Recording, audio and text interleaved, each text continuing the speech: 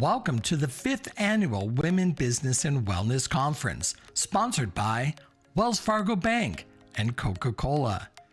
This year's digital conference is supported by the Inland Empire Women's Business Center, the National Association of Women Business Owners Inland Empire Chapter, the American Heart Association, and Pair.com. The 5th Annual Women Business and Wellness Conference is a production of InlandValleyLiving.com, a product of Hispanic Lifestyle.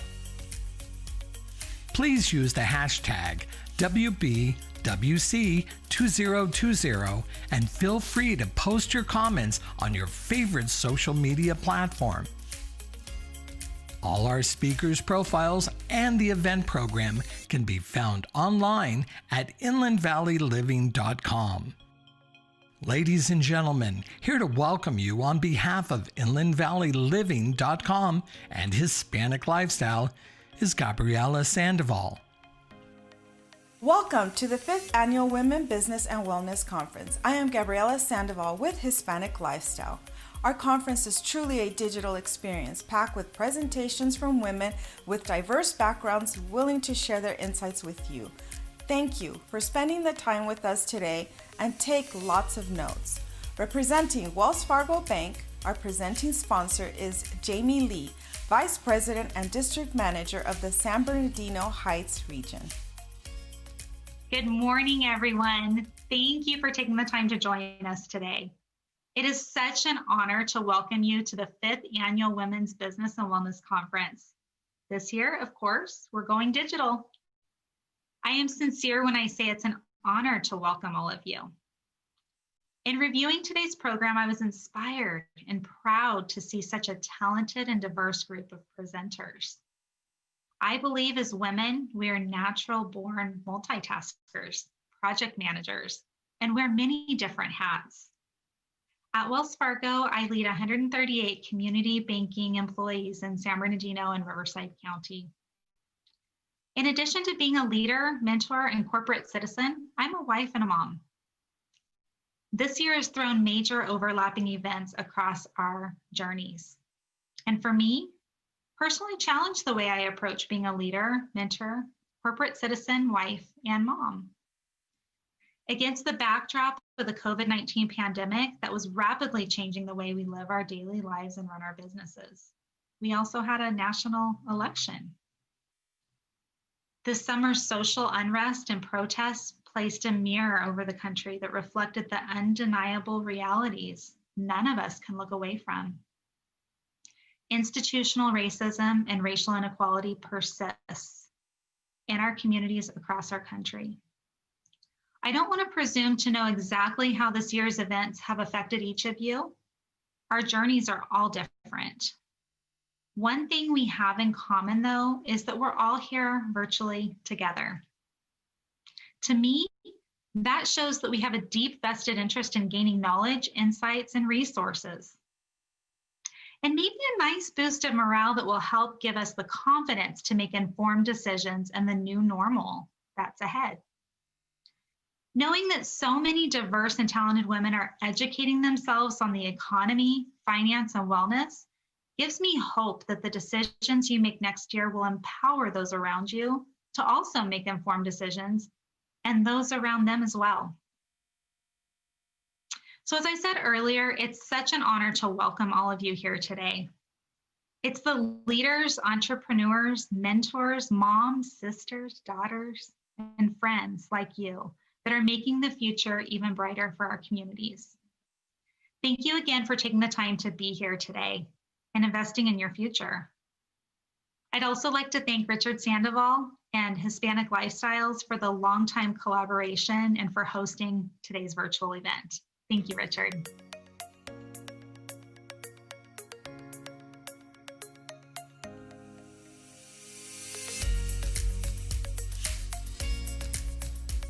Hello, everyone. I'm Joanne Landa, Senior Investment Strategist with Wells Fargo Private Bank. Thank you so much for joining me today, and I am so excited to be able to share some thoughts on what we're seeing in the economy, the markets, and really creating and preserving wealth for 2021. I think it's fair to say that 2020 has been a time for stress testing. We've experienced pandemics, fires, floods, civil unrest, polarized politics, market bulls and bears, and economic recessions and recovery. And quite frankly, the year isn't over yet. So it's not without surprise that we are all looking at 2021, what it holds for us, with maybe a bit of caution, as well as maybe a little bit of exhaustion as well. So, but just take pause and look at what we've all just come through this year. And when we look at what is in store for us for 2021 in the new year, take comfort in what you have just weathered, and a very difficult situation, a very difficult year, and that experience is priceless.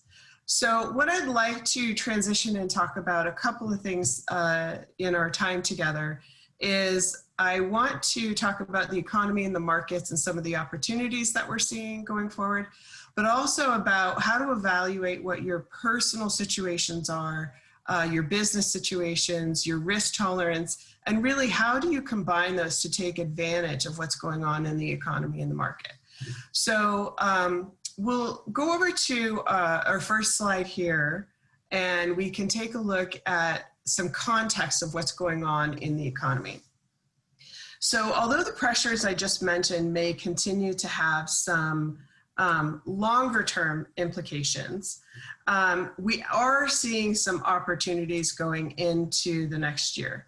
So just to give you a sense, we're seeing for 2020, we see global GDP growth coming in at a negative 3.1%, and US GDP growth coming in at a negative 3.7%. So let's contrast that into what we're seeing for 2021.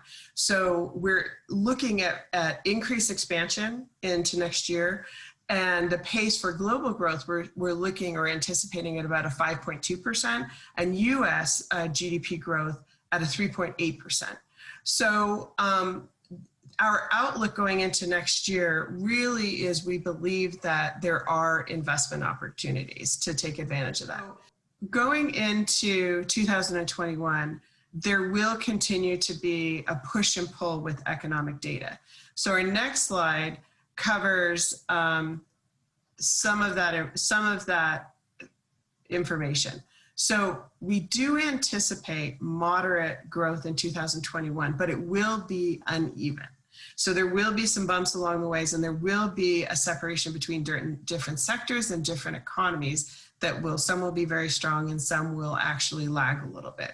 So as the US overcomes its pandemic threat, the US will remain on the leading edge of recovery along with China.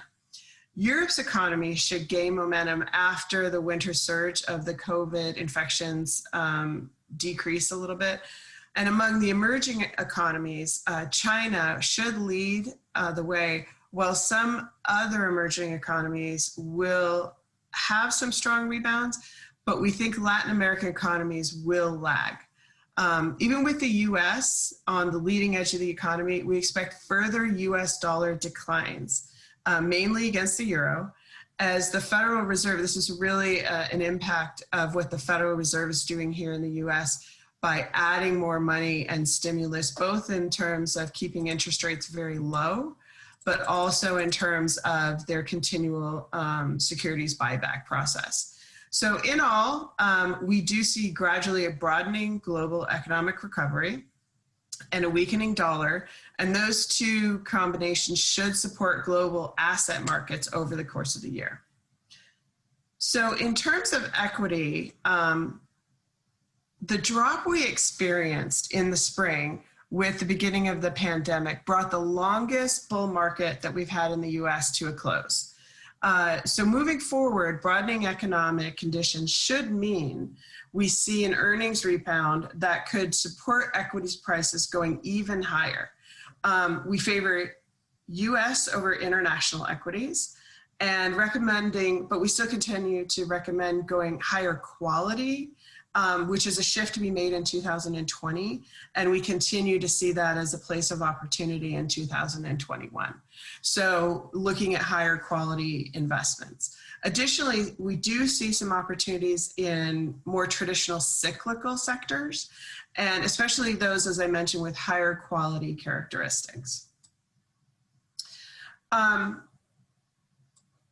As some uncertainties ease in 2021, we do expect moderately higher interest rates, but the economy's slow pace should prevent interest rates to return to historical levels. So we're still going to be low in that aspect. These historically lower rates should add to high demand for yield. And in searching for that yield, we prefer credit opportunities and would use active managers in those areas, meaning if you're looking at high yield or preferred stock where you're taking a little bit more risk to get that yield, using active managers rather than looking at individual securities there. We also favor tax advantage municipal bonds, including high yield municipal bonds, especially for those that are in the higher tax brackets. For real assets, so think of real estate as well as commodities, anything tangible we identify as a real asset. It's a mixed bag here. So we believe that commodities may see a bounce as they experience a rebound in demand. So think of oil prices, how they've been fairly low for quite some time. And with the global recession, there's been a little bit lower demand.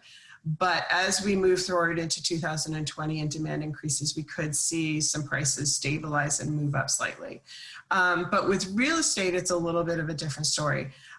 Real estate investment trusts, or REITs, should continue to face headwinds in the coming year as really they're coping with these post-pandemic realities as far as what occupancy levels will be, what geographic impacts will have across the country.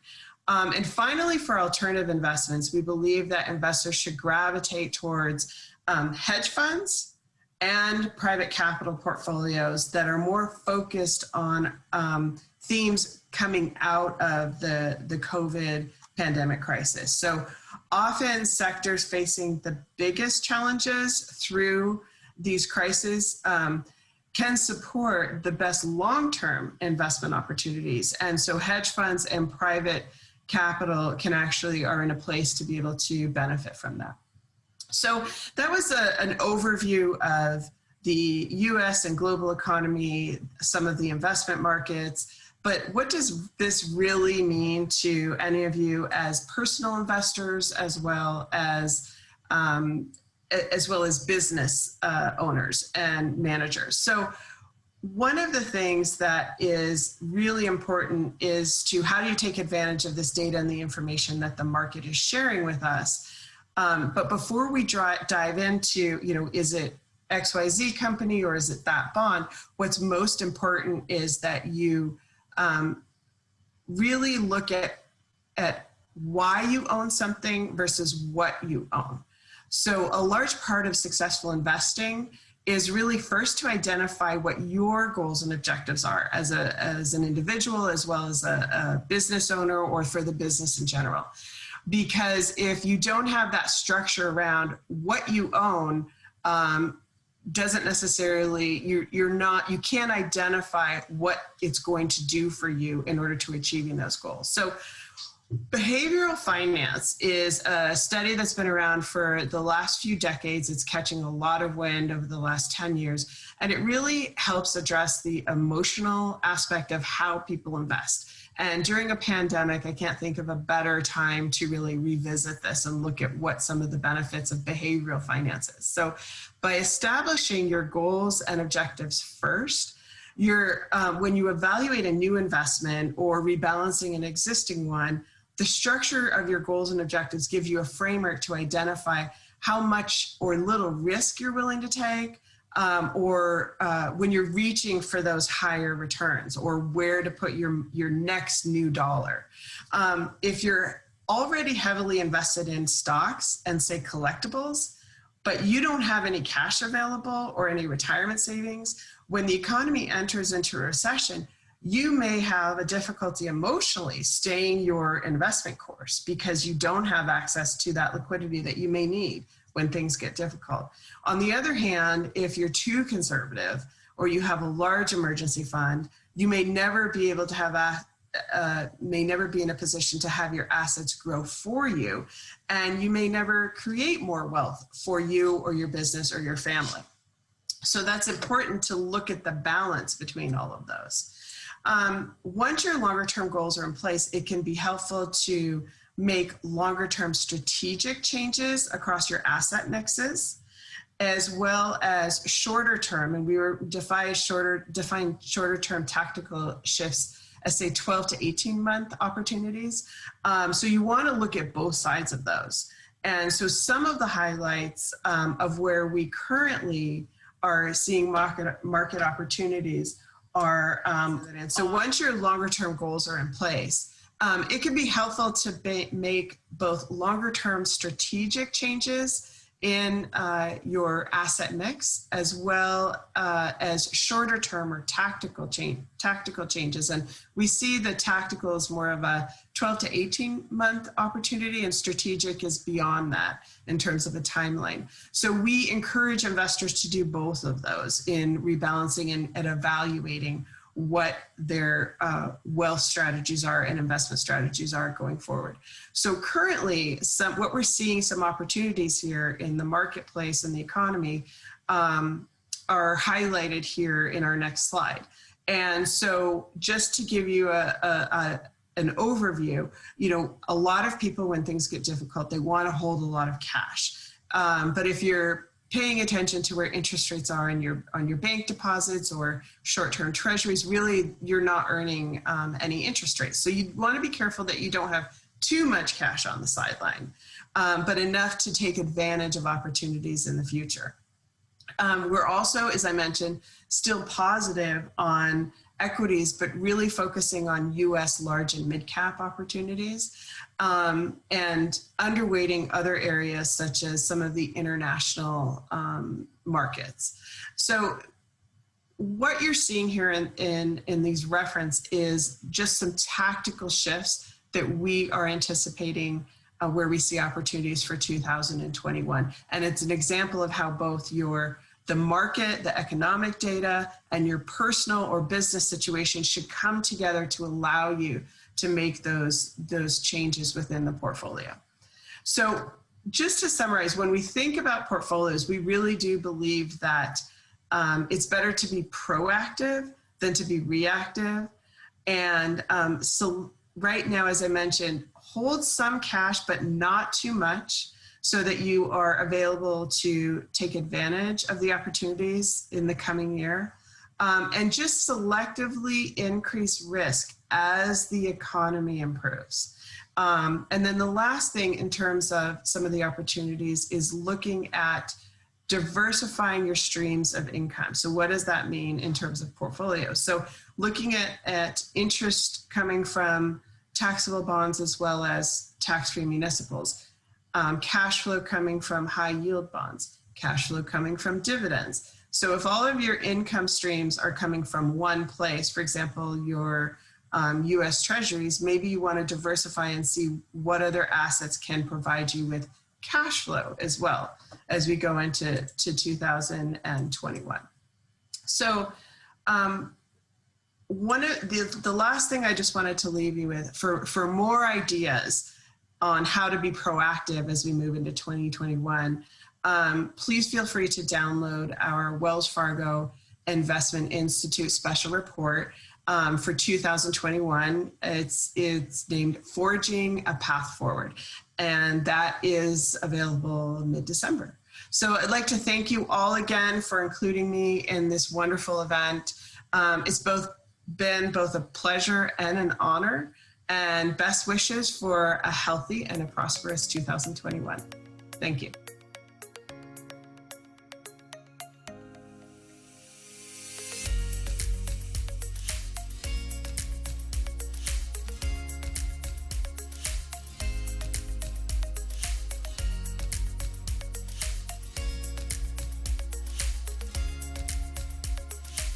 Hello, everybody. I'm Cece, and I'm the owner of Inner Healthcare Colonics. And I'm super excited to be here and chatting with all of you today. And I have been asked to speak about something that is so close to my heart and my soul, and that's inner health. I was somebody who fell apart very young, and I had to find my way back to good health. And the way I found it was through my own inner health. So I just want to give you guys a few tips. First and foremost, let's remember this. Our health, my health, is my responsibility. We can't put it to the doctors. We can't put it to the husband or the wife. It is our responsibility. And when I owned that responsibility, I started finding answers. The other thing is, we have to be so mindful that so much of our good health or bad begins in the gut. The gut is vital to our health. Why do I say that? Because the gut and the brain are connected. The gut and the immune system are connected. If we cannot separate them, if we wanted to, if you don't believe me, go and check some anatomy and physiology, and you will see that these are functioning together. So if my gut is in good health, the rest of my body will function much, much better. The other tip, here it is, guys. We have to hydrate. We have to hydrate. You know, and drinking coffee is not hydration. And drinking tea is not hydration. We need water. Water. Our body's 70% water. And if we are not drinking enough water, I tell my clients we're pruning inside. And I don't like that look. So remember, we have to drink water.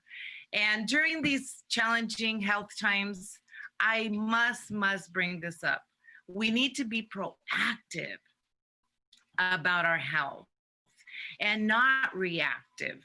We're hearing so much out there. We're hearing about vaccines. We're hearing about staying shut down. We're hearing a lot of fear. And you know, truly what I want to share with you, it's really about the answer, in my understanding, is that we need to build our immune system so we can weather these challenging times. It's really important that we become aware and mindful daily that our health is our responsibility. And once you do take responsibility and you start doing what you need to do for your body really, really does love to take care of yourself. It really helps us so much. And I want to thank Richard for allowing me to come in this conference and being part of this. I believe in his vision, and I love helping other people. And when I get an opportunity to share with other men and women that our health is our responsibility, I get excited. I really want you to take this information, chew it up, absorb it. And after you hear it and absorb it and digest it, take action. Because we go to a lot of conferences, we hear a lot of people talk. You know, now there's podcasts here and podcasts there, and you're always listening. But you know what? If you don't take action, let me tell you, ain't nothing gonna change. So you're gonna stay in fear, you're gonna stay in confusion. But if you're sick of being there, you need to take action. You need to do what you need to do. Remember, our body is our temple, and our temple is important. So I want to thank you for spending this time with me and allowing me to share some inner health care tips.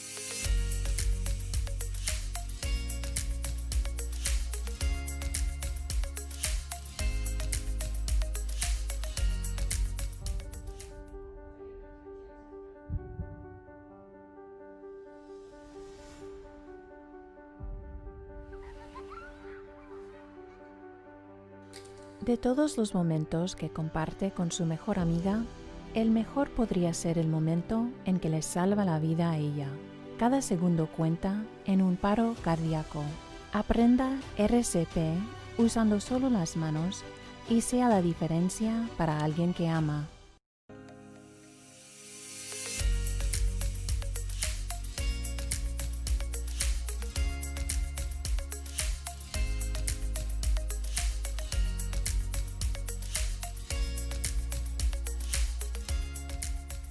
Hi, my name is Michelle Skilgen. I'm fortunate to have been part of the 5th annual Women Business and Wellness Conference since the beginning. So thank you, Richard, for having me back. I'm also fortunate to serve as the Executive Director of the Inland Empire and Coachella Valley Women's Business Centers. The Women's Business Centers are a program of the Inland Empire Center for Entrepreneurship, which is at Cal State University, San Bernardino. We are also partially funded by the U.S. Small Business Administration and GoBiz. Without them, our program would not exist. Today, I'm here to talk to you about the power of positive choices, because I believe and have lived the importance of positivity in business, but also as it relates to your wellness and your well-being. So today, we're going to talk about why it is important. We're going to talk about self-assessments. We're going to talk about common negativities, and then we're going to talk about tools for positivity. Something to think about when it comes to really anything, but especially positivity, is how much you put into it is how much you get out of it. Just happened to see this image one time and it just spoke to me. So it does take some work to be positive, but you will reap the rewards of the work you put in. So why is positivity important? Research from the University of Chicago compared unhappy people, but matched on other criteria such as education, experience, and skills, and they found that happier people get better jobs. Those jobs have more autonomy, variety, and meaning. Happier CEOs, and as small business owners, or all CEOs, have happier people working for them. And happier people make more money. Beyond that, happier people have better health, improved physical and mental health. They have lower blood pressure in general. Now, don't stop taking your blood pressure medicine, but do continue to be happy. They have lower cardiovascular disease, heal and recover faster, stronger immune systems. Happier people generally have better health. They have greater success. So happier people can be more successful, make good decisions, earn more, enjoy better mental health, have a more positive perception of themselves, are likable and cooperative. Very important as a business owner, because what's that saying? People do business with people they know, like, and trust. And happier people have higher energy. Last is longer lives. I don't know about you, but I want to live as long as possible, as long as I'm happy and healthy. But they say happier people live on average 12 years longer. I think that's exciting news. And there's a link here for you to go and get additional information. And as you see throughout the PowerPoint, I've got links to additional information. So here's some more. So some great articles on why positivity is important. When you Google positivity, it is just all over the place how important it is in life and in business. But let's say you want to understand, where am I at in the positivity ratio? Well, one of the great authors out there, Barbara Fredrickson, has this great 2-minute online quiz that you can go and take. And she's got other resources on her website in addition to that. What she recommends with this particular quiz is that you take it every day for 2 weeks. And so you can really gain an understanding. And she, like I said, she's got lots of resources to help you. Another area where you can go and do self-assessments is through the University of Pennsylvania. And they have a lot of assessments on their Authentic Happiness site. And so you can go in there, you can take tests, you can take these assessments, figure out where you're at, determine where you want to go, and just keep working on your positivity. One of my favorite quotes is from William James, and that is that the greatest discovery of my generation is that man and woman, of course, can alter his or her life simply by altering his or her attitude of mind. So this is a positivity workshop, but we got to talk a little bit about negativity, and those are the negative traits. So do I have any perfectionists in the room besides myself? recovering perfectionist? How about negative self-talk, that little voice that tells you what you're doing wrong? Comparison, catastrophizing, exaggeration of a mistake or failure, setting high expectations of yourself or others. Not that expectations aren't good, but you got to set smart goals. Letting a past occurrence influence what you achieve today, or basing your approval on others' love and acceptance. Now, there are many negative traits beyond this. These happen to be some of the highest. But in order for us to improve, we have to determine what is the one negative trait that I'm going to work on for myself. How do okay, we're at the end of the year. January 1, I want to improve. So what I call it is my opportunity to improve. What is my opportunity to improve? Maybe it's to not be such a perfectionist. Maybe work on scaling that back, or taming the inner saboteur that tells you what you're doing wrong. So this is just your chance to pick one area to improve, and that's what you'll focus on for the next 90 days, 30, 60, 90 days, whatever your comfort level. So the next step is I want you to think about what makes you so great. And I love this quote from Malcolm Forbes, and that is, too many people overvalue what they are not and undervalue what they are. I don't know about you, but there's times I could come up with a whole laundry list of what I'm not doing well. But then I sit down to write down what I do great, and I struggle. So this is your homework. Your next homework is to work on a list of your most valuable traits. What makes you special? What makes you the great person you are? Because we're all unique individuals that have a variety of talents, and we're very special, and we tend to not recognize that. So I'd like for you to keep a running list of all the great things that you are and do that make you special, so that you can recognize your valuable traits. Another one of my favorite quotes is, the happiness of your life depends upon the quality of your thoughts. Every day we get up and we can be positive and move forward. We have that choice. We have that choice to be positive. Having a conversation recently, it's not what happens, it's how you react to it, and maintaining that positivity. So next, to help you be more positive and have a greater belief in yourself, I am a strong encourager of affirmations.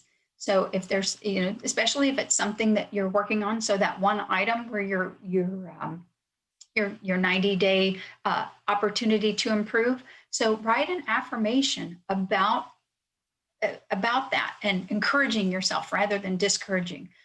Affirmations are great tools, but they need to be in front of us all the time so that we're constantly reinforcing that positive affirmation. Another tool, this is called a peak moment. So think about a time in your life that was just momentous. And we experience these, and we don't realize how important they are. So I want you to think of a time in your life that was just phenomenal. And I want you to write down this experience as descriptive as possible. So what do you see? What do you hear? What do you smell? What do you feel? What emotions are you experiencing? Essentially, I want you to relive the moment, but I want you to write it down.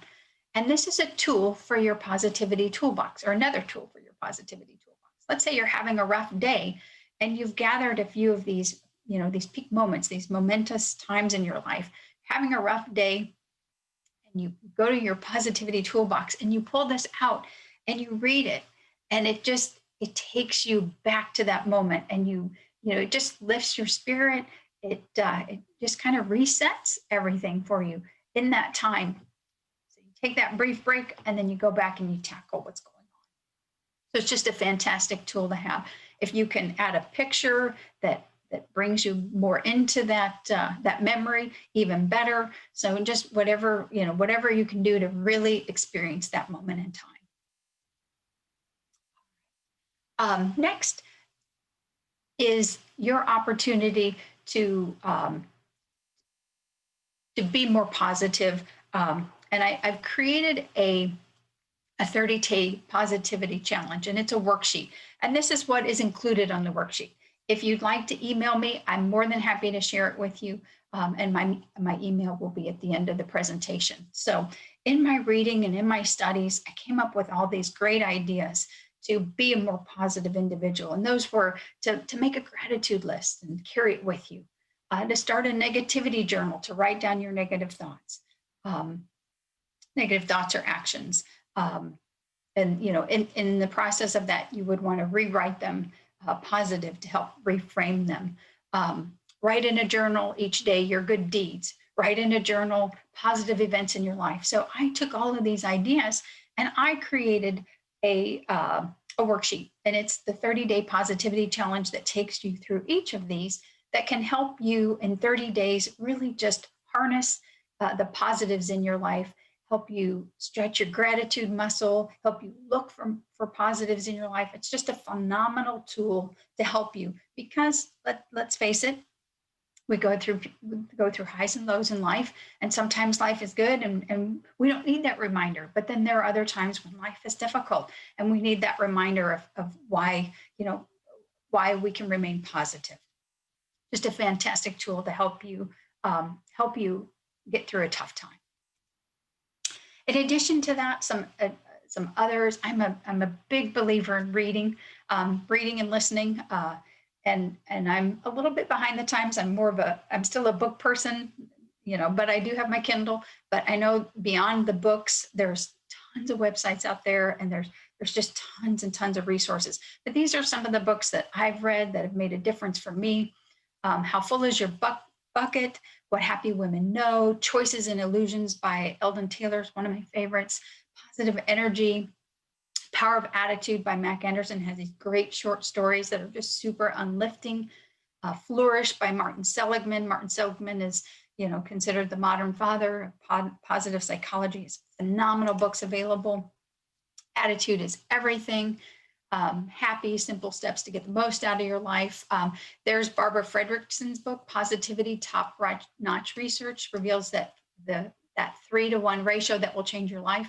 Basically, you need 3 positives for every negative to balance things out. Happy for No Reason by Marcy Shimoff, and Making the Courage Connection by Doug Hall, another great book. The Joy in Business by Joy D. Baldridge, another great book. And then I had mentioned this earlier, Penn has a positive psychology center, Psychology Today. The resources are endless for you to add to your positivity toolbox. In closing, I have this great poem by Thomas Dreyer. The world is a great mirror. It reflects back to you what you are. If you are loving, if you are friendly, if you are helpful, the world will prove loving and friendly and helpful to you. The world is what you are. One of the participants one time said, hey, that's the law of reflection. It's just so true. And what a good way to go about every day, just putting out positivity. Here's my contact information. If I can be of assistance, I'm more than happy to help in any way. Like I said, if you'd like that worksheet or any of the materials that I have, I'm more than happy. I'm also more than happy to share the PowerPoint. So I wish you well on your path to positivity. And I hope that this presentation today is giving you a few more tools for your positivity toolbox. Thank you.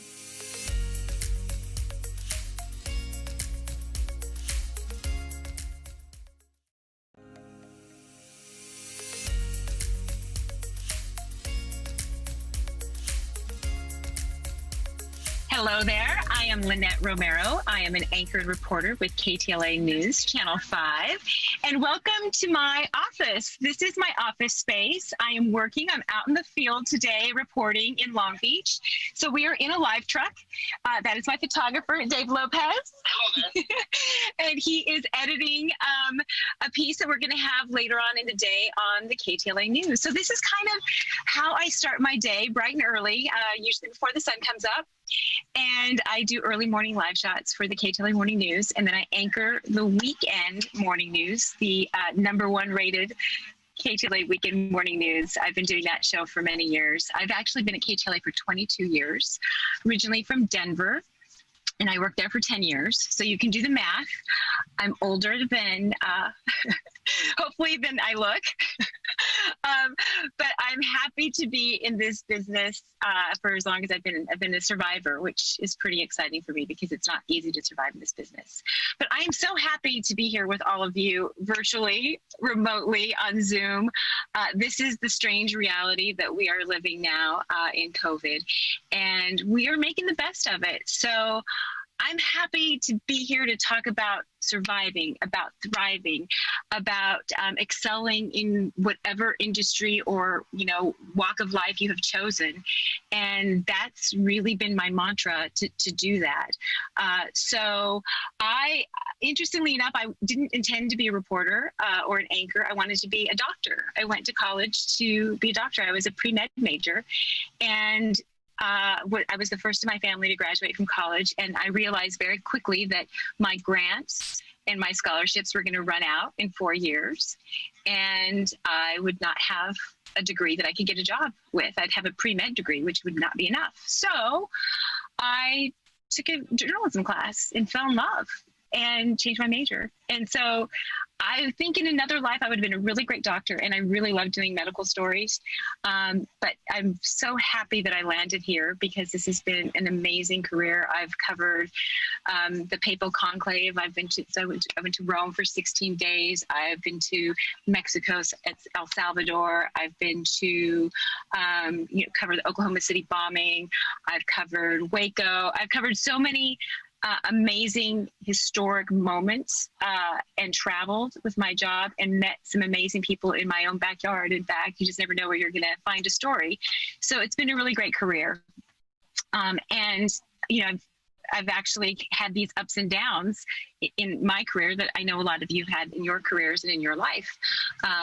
As a reporter and anchor in Denver, I wasn't getting enough opportunity, and that's why I came to LA. And I always tell the story. I'm gonna tell the story really quick because it's an interesting story for me. When I was in Denver, I was an intern. I was kind of the intern that never left.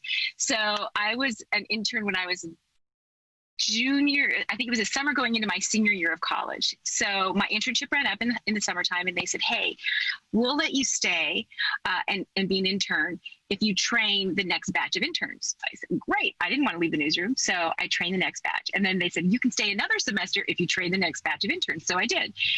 Right before I was about to graduate, they offered me a job.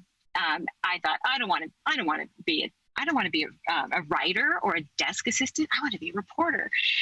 And luckily, my news director, Butch Montoya, who I will always be grateful to, he believed in me as one of the probably first and only for a very long time Latino news directors in a top 20 market. He saw something in me, and so he kept dangling a little carrot in front of me. And he said, just be a writer, and when you get that big job, you can leave, no strings attached. So I took the writing position, midnight to 7 a.m. That was my shift. I wrote for the morning newscast and loved it. I just loved it. I would stay. I would stay till noon. I'd stay 12 hours, not getting paid, for the rest of it, but I would stay anyway. And so little by little, I just kept getting more and more opportunity. They changed my shift to the day side shift. Then they started letting me do this and do that. And I started writing packages for talent. And then I started tracking the packages. And then I started putting a stand-up at the end of the package. And before I knew it, I was reporting and then also anchoring weekend morning news there, which is so interesting because I'm still doing that. But there's been a lot that's happened in between there. So long story short, after doing this for almost 10 years, I wanted to do more. And I had been filling in on the weekday morning show. They were looking for a new anchor, and I'd been filling in for months. And the co-anchor loved me, the crew loved me, our ratings were good. I really thought I was going to get this promotion. And my news director said, I wanted to let you know, we really appreciate you filling in. You've done a great job, but we're going to look outside the station for this position. We're kind of looking for the girl next door. We just haven't found that person yet. And I was pretty young, but I remember I was like, oh, that kind of stung. That hurt. Meanwhile, just so you know, I'm born and raised in Colorado, like fourth generation from Colorado. Like my family's been in Colorado since before it was Colorado. So I'm kind of the girl next door, but that's okay. So it bothered me, but I stayed, and I actually ended up staying there for probably another year or so after that, still wanting more opportunity. I was hungry. I wanted more. So I end up getting a job in LA, moving to LA, actually even without a job. I came here as a per diem reporter, guaranteed to do some fill-in work for Christmas.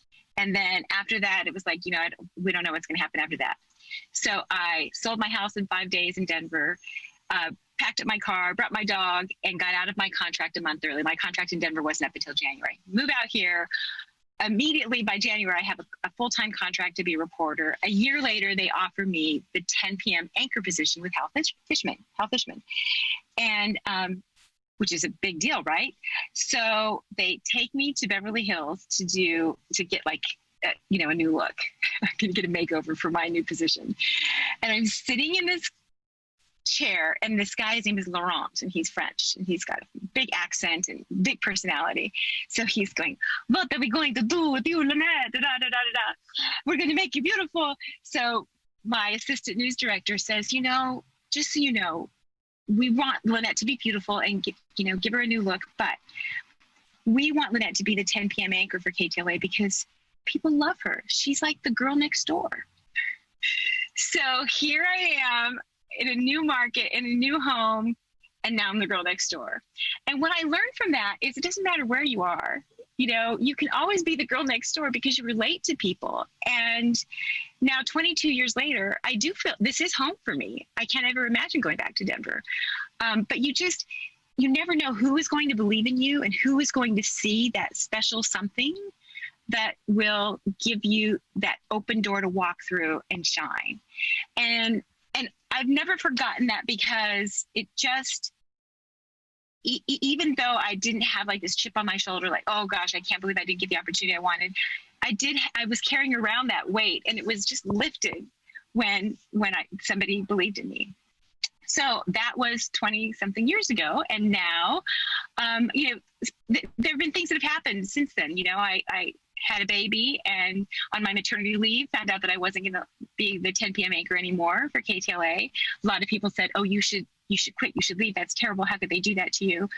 But I had just had a baby, and I wanted to be worthy of my daughter and not come to work with my tail between my legs. So I came back, and I've stayed, and I've continued to thrive and do great things here and get great assignments. And now, as the weekend morning anchor, I'm anchoring one of our highest rated shows of all time at KTLA. So we just got a ratings period that is just spectacular.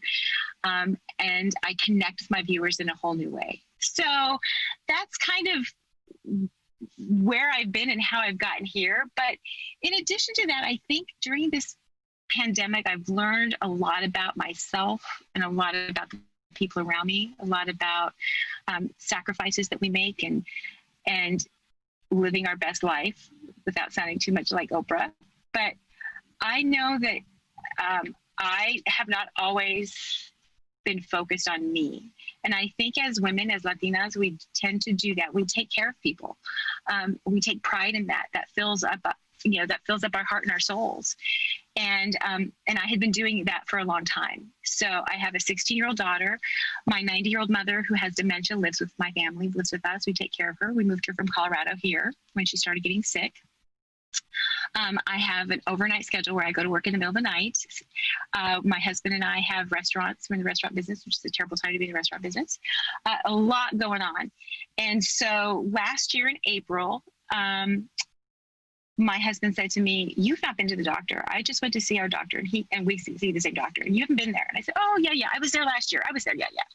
So God bless my husband. He made an appointment for me anyway. I ended up getting to my doctor. I hadn't been there in 3 years. If you would have put my hand on a Bible, I would have said I was there the year before. But I take my mom to Kaiser, every other month. I take Olivia to all of her appointments. I make David's appointments. And here I hadn't been to the doctor in 3 years. The doctor took my blood pressure, and it was 175 over something like 90. I don't know. I normally have low blood pressure, like 108.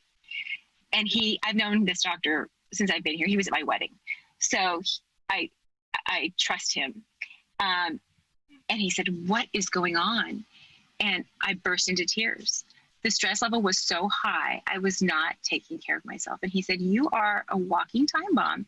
This is what happens to women in particular. They don't see the signs. They don't take care of themselves. I was having no symptoms of this high blood pressure. I wasn't having headaches or fatigue or any of that.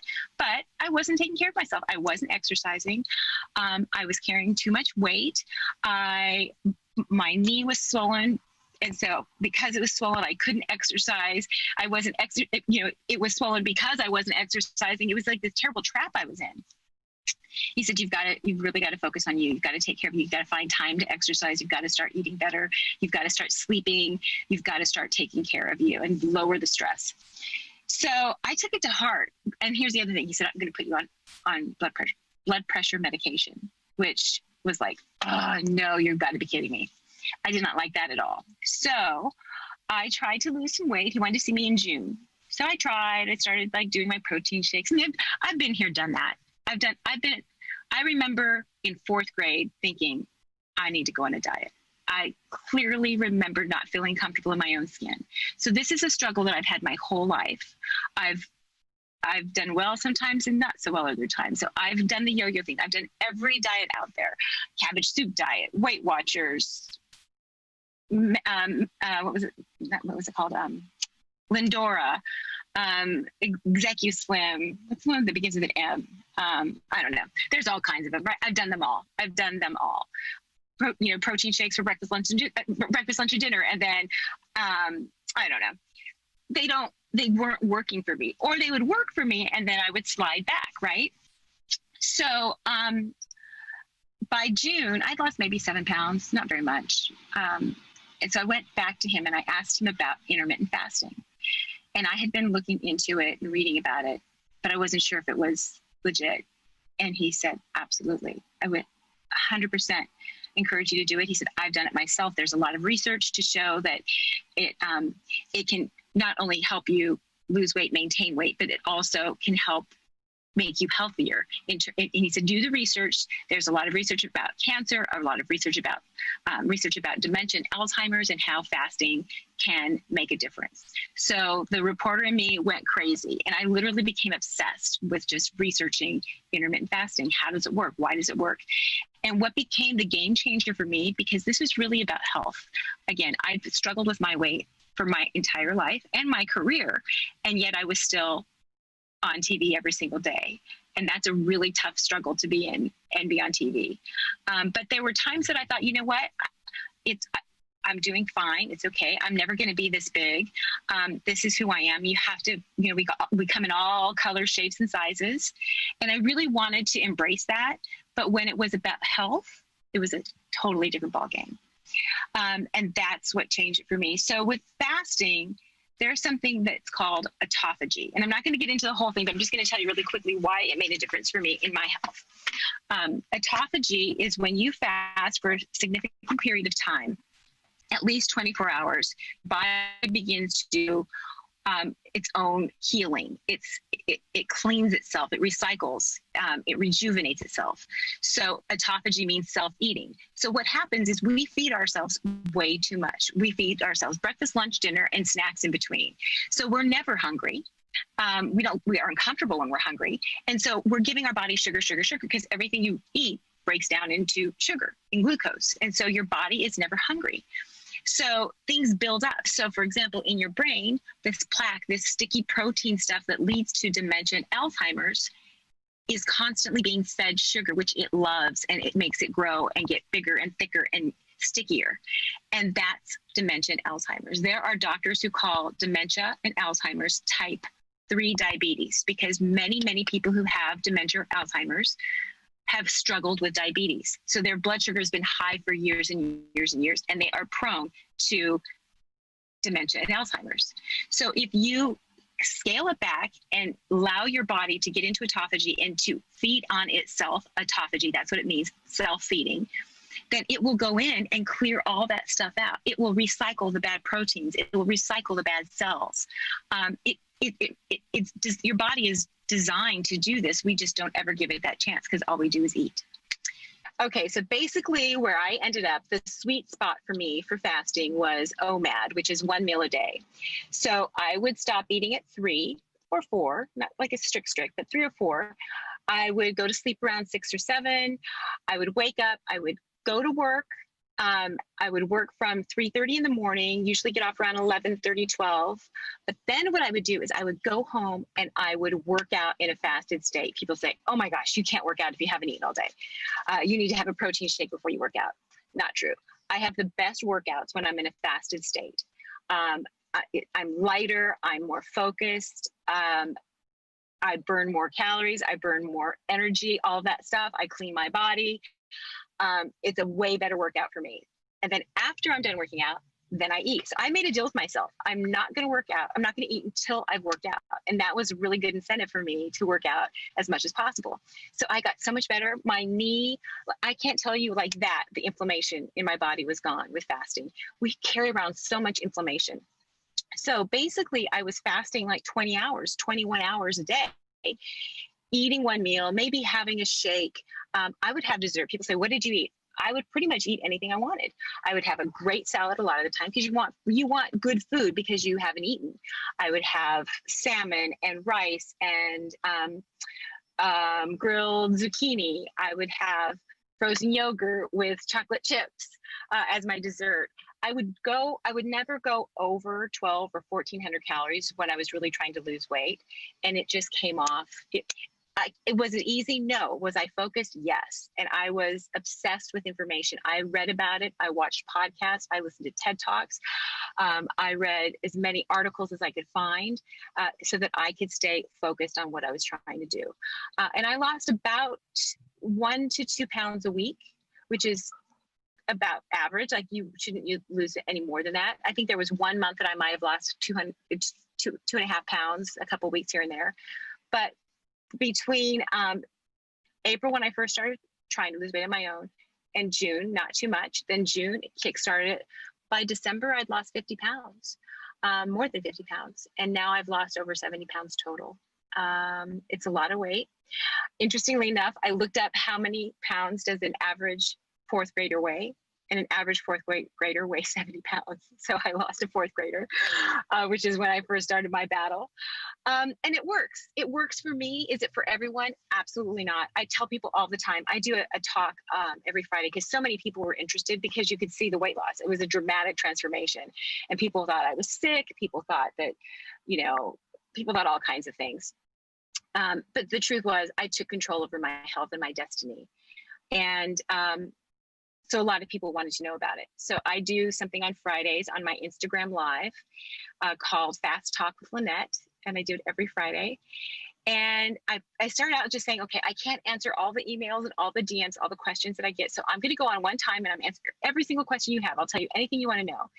And it became so popular that I do it every Friday now, because now there's amazing stories. People who saw what I was doing and decided to try it for themselves, and they've lost weight and they've gotten healthier and they're working out and they're off of their meds, all of those things. So I say it a million times and I will keep saying it. I'm not a doctor. You have to consult with your doctor. I did. I went back and saw my doctor every 3 months during this process. I couldn't wait to go back to see him because I was so proud of myself.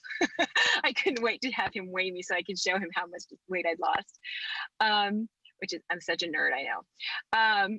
But so I encourage people, you have to see your doctor, make sure it's okay. And then you have to do the research, do the homework, figure out what works for you. This is what works for me. And I think it's something I can sustain. I can't imagine not doing this. But that doesn't mean people say, do you fall off the wagon? I don't really think that there's a wagon I'm on. I mean, I'm not falling on or off. If I want to close my window early, I close my window early. If I want to eat for 12 hours instead of 3, I will. And then the very next day I jump back on. So for example, I had a great Thanksgiving. We ate, I had pumpkin pie, my favorite. In fact, I had pumpkin pie one day for breakfast on the air. But I did. I had, cocktails. I had a great time. And then this week I said, all right, I'm getting back on it. So I did a 24-hour fast. The last time, so today is Wednesday. I ate dinner on Monday night. And then I fasted all day yesterday, and I'm still in my fast because I wanted to hit some autophagy. So I'm still fasting. And after I'm done working today, I'm going to try to get a workout in, and then I'm going to break my fast. I might break my fast before my workout. I'm not sure. It's my choice, my flexibility. But I wanted to get into autophagy because I know that is my body's way of healing itself. So that's my that's my transformation. But here's why I wanted to share it with you, because it's obvious and a lot of people want to know about it. And I'm happy to share it because I think that if I can do anything to help one person, and I have already, I have countless people who call me or email me and tell me that they've lost weight. They send me before and after pictures that blow my mind. And so to know that I can help people find something that works for them or just inspire them. They looked at me and said, hey, I probably weighed about as much as she did. I'm built kind of like she is. She's Latina, I'm Latina. I love beans and chili and tortillas, so do I. If she can do it, I can do it. Yes, you can do it. So I think that has been really exciting for me and inspiring for me, and it keeps me wanting to continue on the same journey. So that's also why I have shared about it. And just knowing that we're in COVID, like I couldn't imagine being more terrified during this time than I already am. And I'm at my fighting weight. I'm healthier than I've been in years. I weigh less than I did when I got married. I probably weigh about what I weighed when I met my husband, and I was at my thinnest then as an adult. This is probably the best shape I've ever been in as an adult. And this is the fighting weight to be in if, God forbid, I were to get sick with COVID or anything else. And so I think during this time, we want to be our best. We want to be our strongest. We want to be our healthiest. We want to be our most responsible, all of those things. So that's why I think that this is happening for me. You know, thank God that this is happening for me now, and I'm ready, you know, so kind of bring it on. And so I've become a poster child for that. And I've actually, if you follow me, you'll know I also had a little bit of a breast cancer scare in October. October is Breast Cancer Awareness Month. And again, I'm really big on trying to use my platform for awareness if I can. So I always talk about my mammograms. I've been getting mammograms for years, since before I was even supposed to, because my dad died of cancer. I had a lot of cancer in my family. And so I was always afraid of it. So I started getting mammograms very early. And I'm religious about it. And so October, Breast Cancer Awareness. So I took, you know, my selfie and said, get your mammogram, blah, blah, blah. This is great. Thinking, okay, I did my part. Next year I'll do it again. And then I get a call. There's a problem with your mammogram. There's an area of suspicion. We need you to come back. So I thought, okay. I went back, and immediately the radiologist said, this is not right. This is very different from last year. You've got this spot. It's calcium deposits. It's in a cluster, and that's always a problem. You need to have a biopsy. Like, none of this had ever happened to me before. But again, in my mind, I'm thinking I'm stronger than ever. If there's going to be a battle, now is the time. So I did have to have a biopsy. They took out the tissue, and they realized that it was enough of a concern. It was considered precancerous, or precancerous. But I ended up having basically like a lumpectomy. I had to go back in under surgery and have a surgery where they had to take all that tissue out. But that was scary. But again, because I'm an open book, and I want to share with you as much as I absolutely can if it helps anyone. And again, I've gotten emails and text messages and tweets and DMs that people are getting their mammogram. Even during COVID, they put it off. I put it off. I was supposed to go in August. I put it off because of COVID. But you know what? Breast cancer does not quarantine. So then I became a PSA for mammograms and early detection, and don't let COVID stop you from being healthy and getting all the screenings that you need to get done. So I don't know. I became I wanted to be a doctor. I became a reporter, and now a poster child for health and fitness and the Peloton that I ride every day, and, you know, getting your mammogram. But the truth is, you know, it seems so weird when you hear that phrase that we've been hearing so much over the last 9 months, you know, we're all in this together. But that's kind of like my mantra for life. We are all in this together. And I feel very connected to the people who have welcomed me into their homes for 22 years. And so if there's anything I can share in my life to help them or to bring them, you know, a smile or a direction or a little bit of inspiration and information, I'm going to do it. So that's kind of my story. And because you're all women and you're striving to be your best you and the best mom you can be, and the best wife and the best daughter and the best friend that you can be, I feel like we're in this together. And so whatever we can share and however we can help and whatever we can give to each other, we got to do it. We've got to do it. So I'm so happy to be here with you at a distance and have you be here in my office space, in my life truck.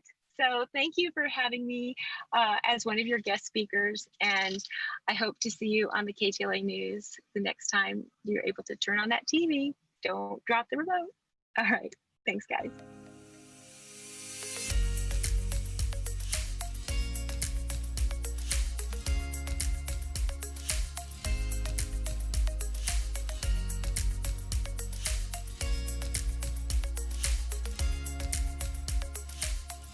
Hi, I'm Sandra Campos. I am so glad to be able to speak to everyone today from New York. I'm actually upstate New York. I have a horse farm that I bought a year and a half ago, thankfully before the pandemic hit, because since March 12th, I've been out here. Instead of being in Manhattan in the city apartment that I lived in for decades, I have been up here in nature, with nature. And I have to say, after all these months, I'm very, very glad that I've had that opportunity to get out of the go-to-go, day-to-day hustle and be able to really have some nature, have some greenery and have things. So hopefully every one of you guys has had health and safety and has had some nature to be able to commune with as well. So I have been, my life really from a career standpoint has fully been in retail and fashion. And I've been in the industry now for 30 years. Can't believe I'm saying that, but it is true. I grew up in Texas. I am a first generation Mexican American my parents are both from Mexico. And the story that I tell when I have any conversations with anyone, because I've really been able to appreciate this more in my life over the past 5 years, is that my parents were both entrepreneurs. They immigrated to this country when they were very young. My father was 14, my mother was 18. They got married, had 6 kids together, but always were very entrepreneurial, both of them, in everything that they were doing. And so from a very early age, I saw a lot of different operational types of businesses, whether it was sales, which my father did a lot of, whether it was real estate, which my mother then turned into, the tortilla factory that we moved to Texas to be able to start and open. And our family and our kids, the kids would be there evenings, Saturdays. I would have to work on the production line. I would see packaging, truck logistics, pickups, and sales. And we had a retail store in the front. So I didn't realize at the time just how much that would impact my life. But it did. And obviously in a good way, because I was able to really continue down the entrepreneurial path, as well as from a company standpoint, and really growing and learning about business, about being a leader, about fashion, about the logistics of running a business across the board. And that's what my life has been. I started out when I left Texas to move to New York. I knew I wanted to be in fashion. There were really only 2 options for me at the time, and that was New York or LA. So I chose New York. And at the time, the CEOs and presidents of companies were coming out of sales. And I knew I wanted to be a CEO. I knew I wanted to be running a business. And that was from very early on in my life that I knew that. So I wanted to pursue that. And I had milestones and goals that I wanted to achieve, whether they were financial goals or whether they were title goals, whatever it was, I had those by a certain age. So I embarked on the path. I was very, very lucky at the time that I started in the industry.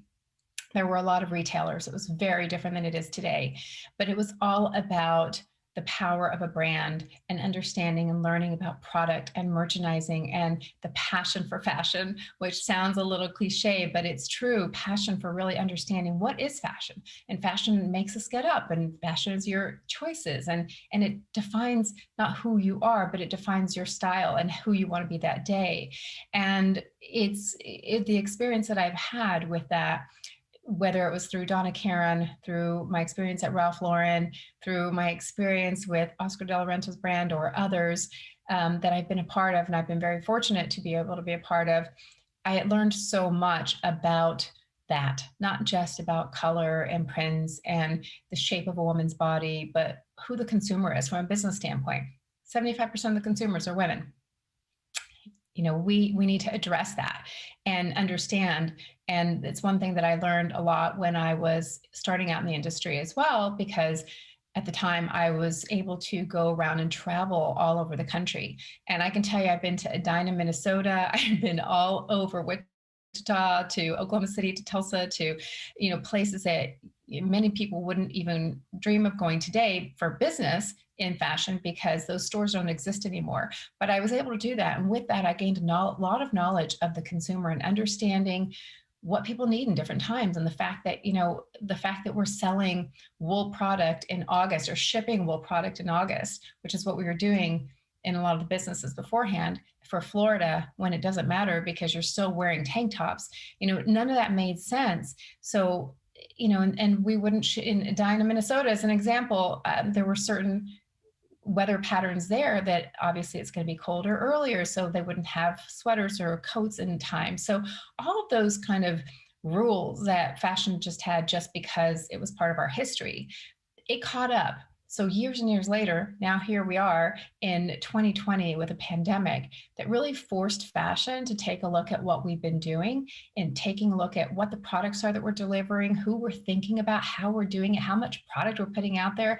The last few years have been focused about sustainability. This generation between the millennials and Generation Z is advocating for change, is advocating for our environment, is advocating for climate change and making sure that there's a world that exists well beyond our generations. And fashion's a big part of that. And we have had to change. So we've been thinking about it. There have been steps that we've taken as an industry, but overall now with this pandemic, we've been forced to make changes. And those changes include, like, why are we delivering product 12 months out of the year? It's too much. Why do we have to create and I'm making these numbers up, but like 200 different pieces each and every single month?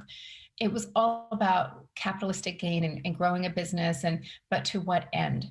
Because the consumers have changed.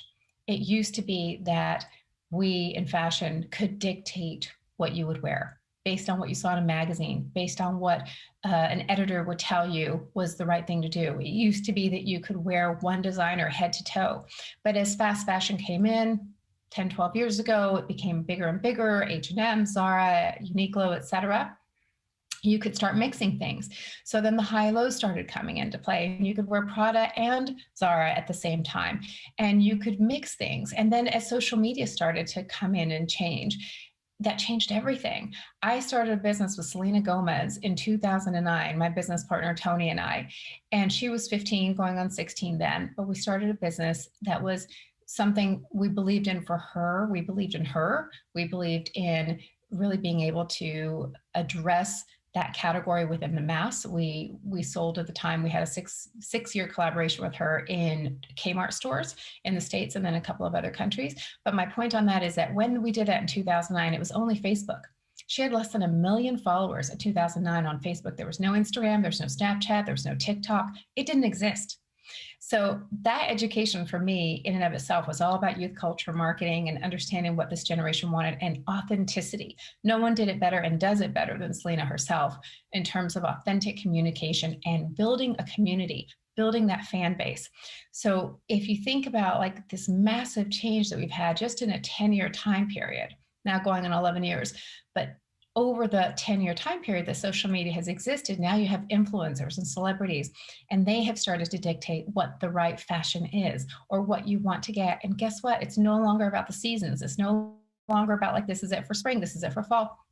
It's an annual seasonless cycle. So fabrics started changing. And then you start to add sustainability into it in terms of new fabrications or recycling or, vintage products. And if you talk about resellers like ThredUp, which is doing amazing, or RealReal, and the consumer's just wanting different things. They're not spending as much, so we don't have to make as much.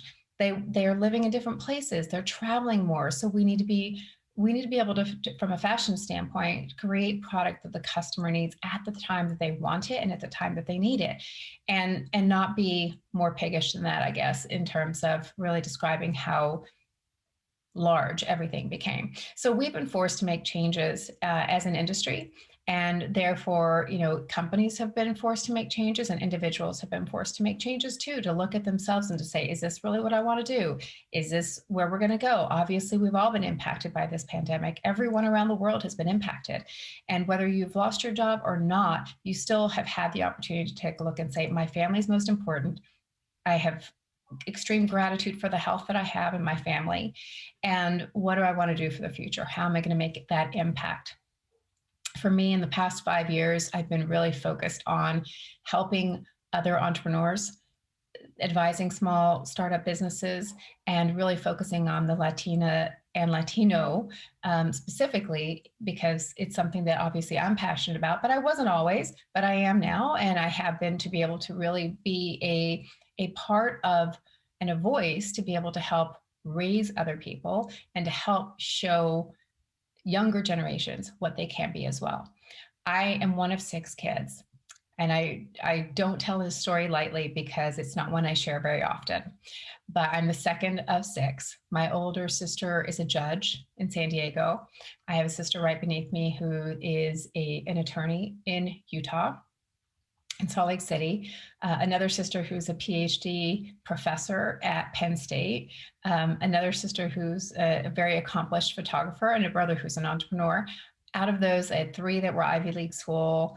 I didn't go to an Ivy League. I went to Texas Tech University. I made things work out for myself. I have been an entrepreneur. I have been leading businesses. I am a CEO. I am Latina. I am first generation. And I didn't have all that same level of education that so many other people have had, but I've learned. I've had continuous learning. I believe in continuing education, where it's not that you have to keep going to school, but you keep learning yourself and you keep schooling yourself. So that's through, I spend 2 hours in the morning reading, catching up, and it's much more than that in terms of throughout the day and the evenings as well. But I'm constantly learning, constantly looking, trying to push myself forward and really look and see what's going to happen. I love business. I love driving business. So to me, it's really exciting to be able to read about that. It's not for everybody, but it is for me. But because of my experience and because I've been able to do and be where I am right now in my career and in my life, I did that because I didn't let no's stop me. And if there's any lesson that I've learned, it is about that. You're going to have no's, you're going to have those bumps, big bumps, small bumps, you're going to have them. Being an entrepreneur is a roller coaster ride every day. Some days you're high in the morning and low in the afternoon, and other times you're doing really well for a month and then you have an off month. It's a roller coaster ride. But believing in yourself and being kind to yourself about it, because you're doing the best that you can do, is the most important, one of the most important things that you can do for yourself. As a woman, as a mother, I have 3 children. I had 3 children under the age of 4. I was getting divorced. I had to really look at myself and say, can I have this life? Can I have it all? I'm not a believer that you can have it all. I think you can have as much as you want at various points in time, and you have to look at it on a daily basis and say, did I do and have everything I wanted today? Was I able to be the best at something today? I just have never been able to understand how you can have everything when you want to be a professional. You want to keep growing in your career. You want to be a mom and be there for your children. You want to be a great partner or wife or a sibling and a daughter and everything else. It's a lot. It's a lot for all of us.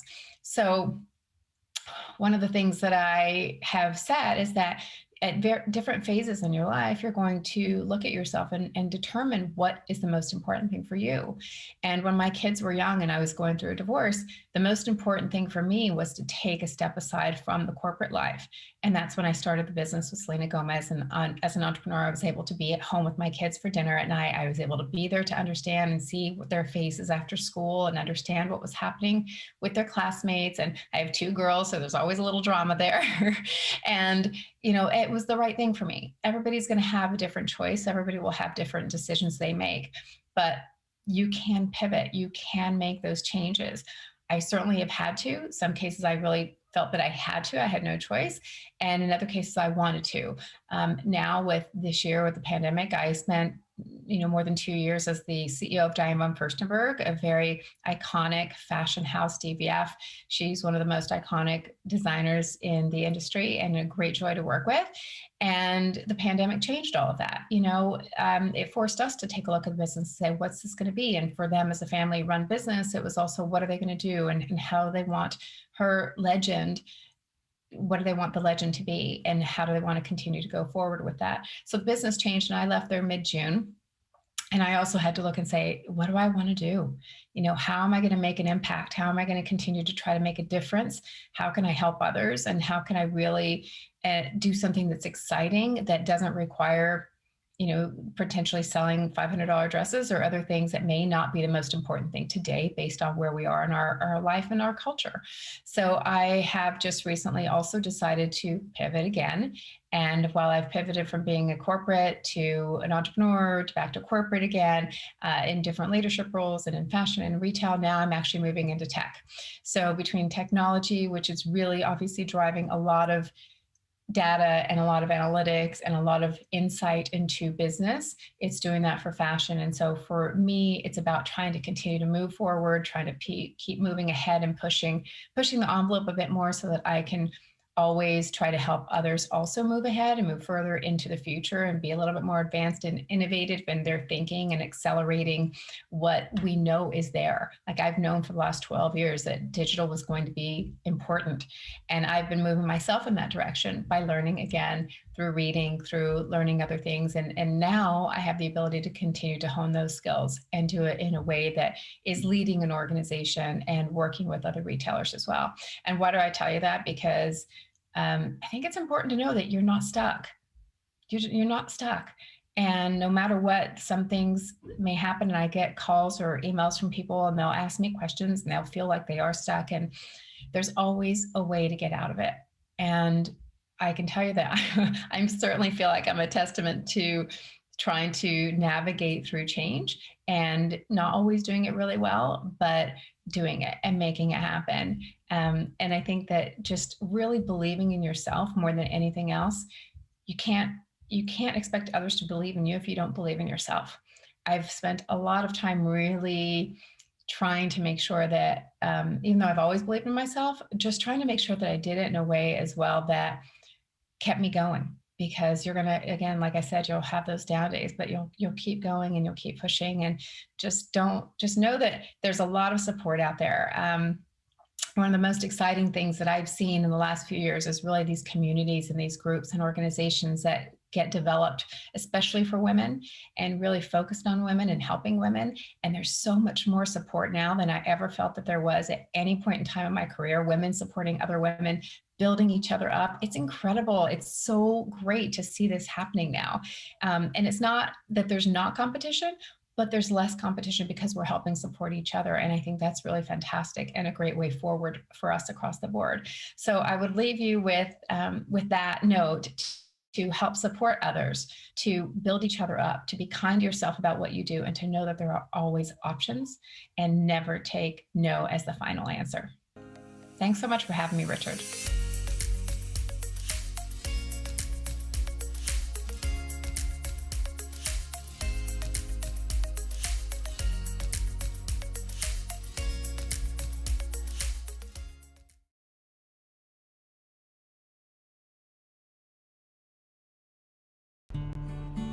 So when I go to the grocery store and I see strawberries, I may be realistic here. I'm a little snob. I want to make sure and go over there. Okay, what do those look like?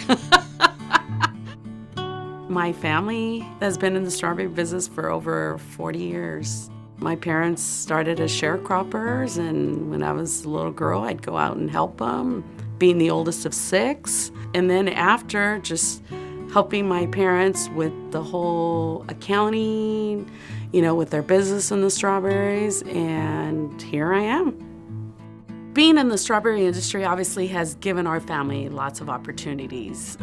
My father, coming from Mexico when he was like 15, 16, came during the Bracero program. He worked hard here, he was committed, and just looking for the American dream.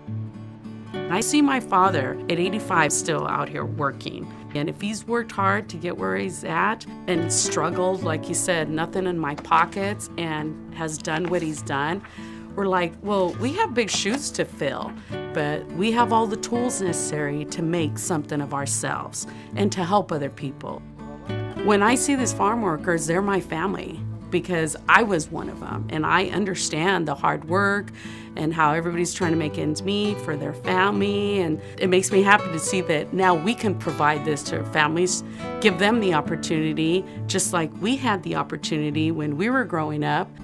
It's been a stepping stone too for a lot of families. They have moved up from picking strawberries to where they moved to truck drivers, they moved up to foremen, to crew bosses, to owning their own business, being a grower. So it's great to see them, because strawberries are a good opportunity, just like it was for us. I was fortunate enough to be elected by my peers as the first woman to chair the California Strawberry Commission.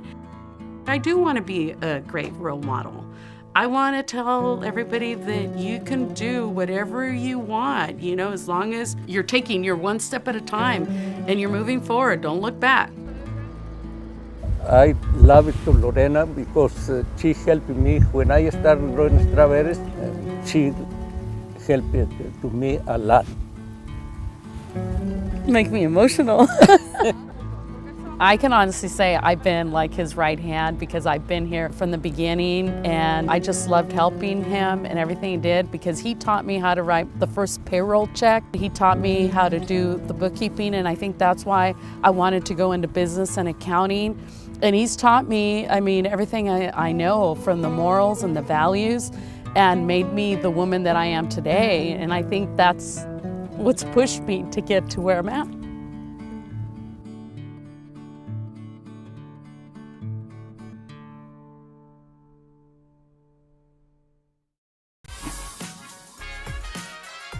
Check this out. It's my you impression. Sitting there with no intentions of getting up. Pretty good, huh? But I'm not judging, because I'd probably be doing the same. And since the average American watches TV and streaming media for more than 4 hours per day, the American Heart Association made binge breaks. A cool and quick way to get off your booty. That's right, booty. So be ready. We might just make you want to move the next time you binge.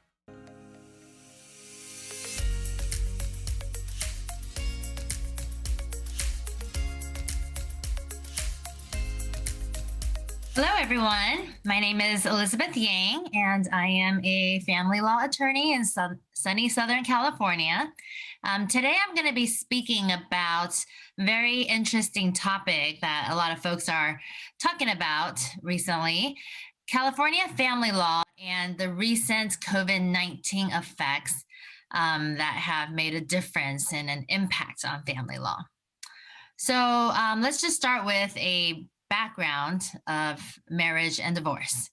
In the United States, up until this year, half of current marriages have been ending in divorce. In fact, in California, the divorce rate is actually 60%. And that's only for first marriages. For folks that have married more than once, it goes up to 68% for second marriages and more than 75% for third marriages. So I guess people don't learn their lesson, you know, they just continue getting married and, you know, continue filing for divorce. As a result, about a third of American children end up growing up living with only one parent, especially if they're from the poor neighborhoods. In recent years, the divorce rate has been declining, but it's only because millennials are not getting married. They see their parents getting divorced. They see their friends, aunts and uncles getting divorced. And so they don't believe in the concept of marriage anymore. If you don't get married, you won't get divorced. Moving on to the evolution of divorce and child custody. Back in the day, the focus was more parent-centered. Now, of course, focus on the children. It's a child-centered focus. In California, California is a community property state as well as a no-fault state, which means that if anyone has an affair, has a side girl, side guy, it does not make a difference in the divorce process or in terms of asset division. There's also an increasing recognition of the father role. Moms and dads pretty much have like equal rights nowadays. A lot of people think, oh, if you're the female, you're the mother, you have an advantage. Is not that nowadays. A lot of fathers are stay-at-home dads, and they become the main primary caretaker. So just remember these terms: best interest of the child. That's how courts rule in terms of determining who has custody. So this year, it's, very interesting because of the pandemic, the quarantine, all of this stuff that's been happening in 2020. So what are the effects on family law? Well, back in February, before the US shut down, China was shut down first. And when the lockdown was lifted in China, the divorce rate spiked. There was like lines outside the courthouses. The employees at the courthouses couldn't even take a break to drink water because everyone was just filing for divorce. There was definitely a huge spike, and experts have said this is due to living in confined quarters during the quarantine that put a strain on their marriages.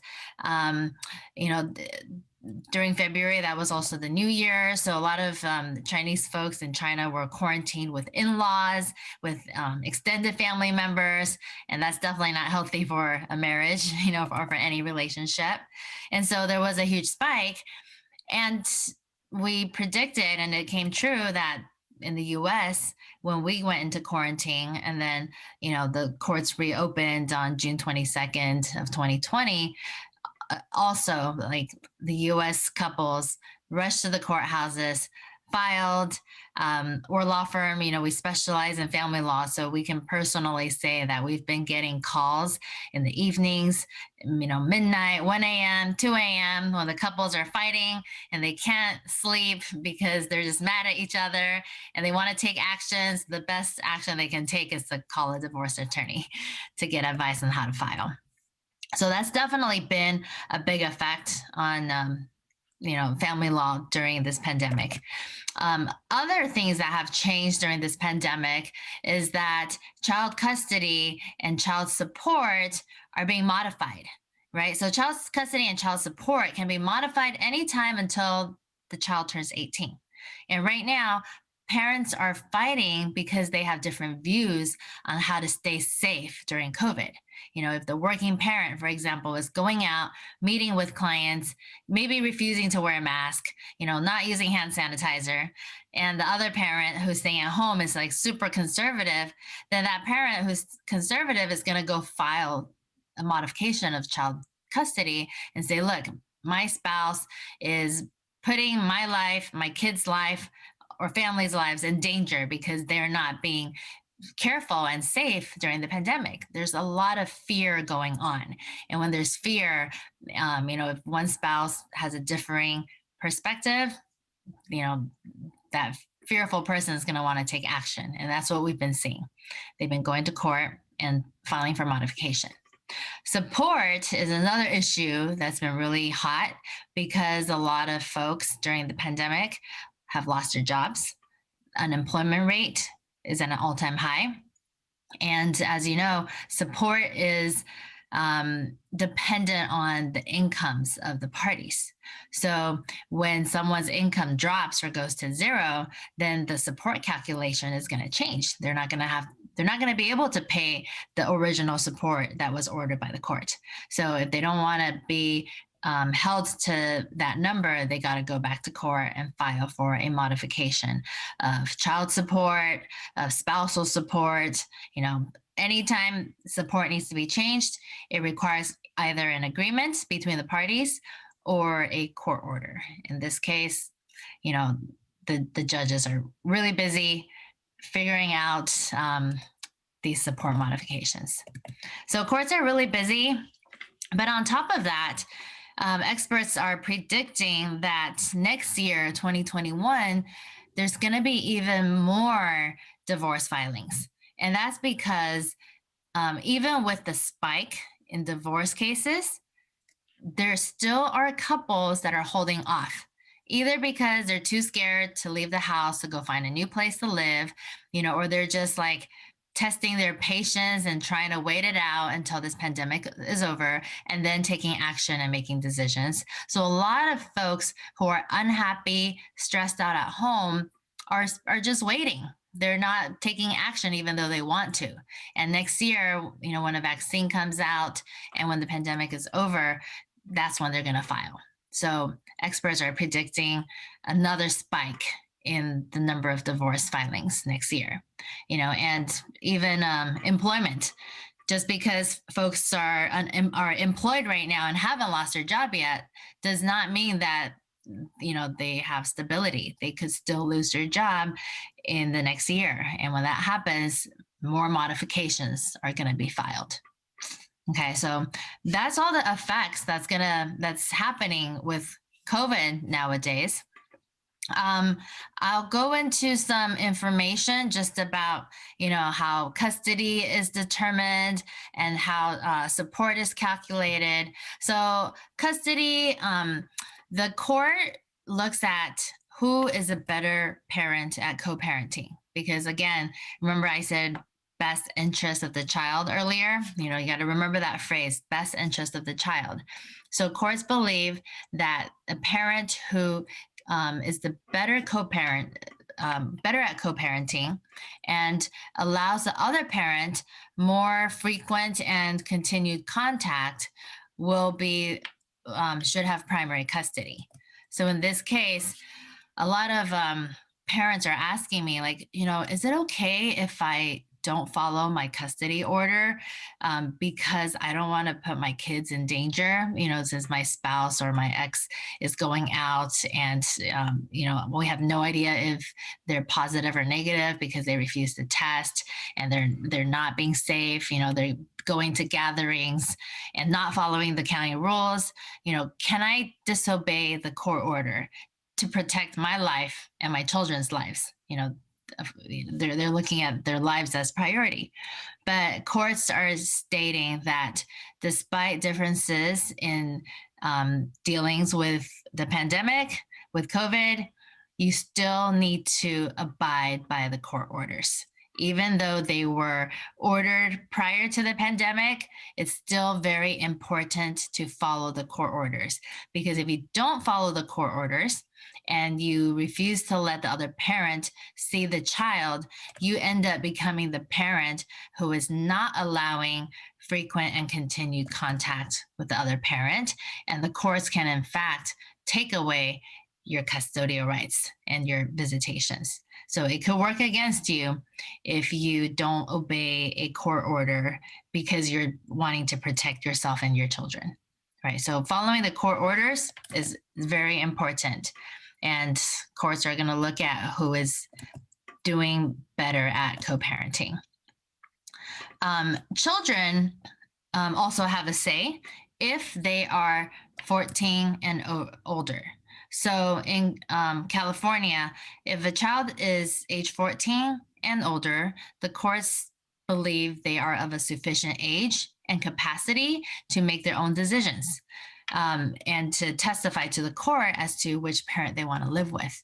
So 14-year-olds, teenagers, they can go to court and they can say, I want to live with dad because dad is safer and dad doesn't go out and, hang out with friends, and I feel safer at dad's house, and mom is going to parties and doing this and doing that and traveling. So kids can go to the courts and present their wishes. But 14 and over. If they are under 14, then they will not be able to testify in court. And that's in conjunction with California Family Code 3042. For kids that are under 14, there is what's called a custody evaluation process. And that's where the courts will designate a third-party investigator to come to the house, interview mom and dad, interview the child, interview them together, and then write up a report, give it to the judge. And then the judge will then be able to see what the findings are in terms of what the child says, what the interview, how the interview questions were answered, all that information. So that's how a 13 and under child can get their opinion in through the report of a custody evaluator. But they cannot go directly to court and tell the judge which parent they want to live with. During this time, there's also a lot of domestic violence cases, unfortunately. There's been an uptick in police calls, in restraining order cases. When the couples are cooped up in their home, then they don't get along, they will resort to violence. And so we've seen an increase in restraining order filings and domestic violence cases. Child abuse cases are also on the rise, but not in terms of the numbers, because child abuse, one of the biggest, the biggest proponents are teachers. Teachers usually report child abuse cases most often than anyone else. Right now, children are cooped up at home. They're doing Zoom classes if they're going to school. Most of the schools are closed. And so we don't know what's happening to these children at home. Some of them are being left alone because the parents have to go to work. But they're doing Zoom classes, but we really don't know what's going on behind the scenes. And so if teachers can't report, there's a lot of child abuse cases that are not being reported, but it is happening because the children are spending more time at home with their parents who are stressed out and not knowing how to deal with unemployment, deal with the COVID fears, and deal with noisy children that are interfering with their work. So it's just a combination of so many different factors that are happening right now. And once schools reopen, then we'll get a better sense of the actual numbers of child abuse cases that have gone up. In terms of calculating child support can be modified anytime before the child turns 18 and is calculated using what's called the DissoMaster. The DissoMaster is a calculator that the government has created where you input mom's income and then dad's income, mom's percentage with the children, dad's percentage with the children, and then out will pop how much one party has to pay another. So right now, because income levels are fluctuating, some people are doing better in their jobs, but some people are losing their jobs. So this child support calculated with the DissoMaster is definitely fluctuating too. For alimony, which is spousal support, for marriages that are under 10 years, the alimony usually is just half of the length of the marriage. So if you're married for 9 years, the breadwinner will pay 4.5 years of alimony. But for marriages that are 10 years and longer, that becomes known as a long-term or permanent alimony case. And alimony could be ordered for a lifetime until one party has no more income or is retired. So it could be lifelong spousal support. And for these lifelong alimony cases, the parties can go back and modify the numbers. So during this time, a lot of parties are going back and they're modifying the lifelong alimony orders to reduce it, or increase it depending on their job situation. The unemployment rate in the last 2 months, it increased from 4.4% to 5.3% in California. And because income is a factor of support calculation, there is a huge spike in the number of requests for orders filed for modification of support. So thank you for being here with us today to learn about how family law has been impacted by COVID-19 this year. If you have any questions, I can be reached at my website, yanglawoffices.com, and I'm here to answer all of your family law questions. Thank you very much.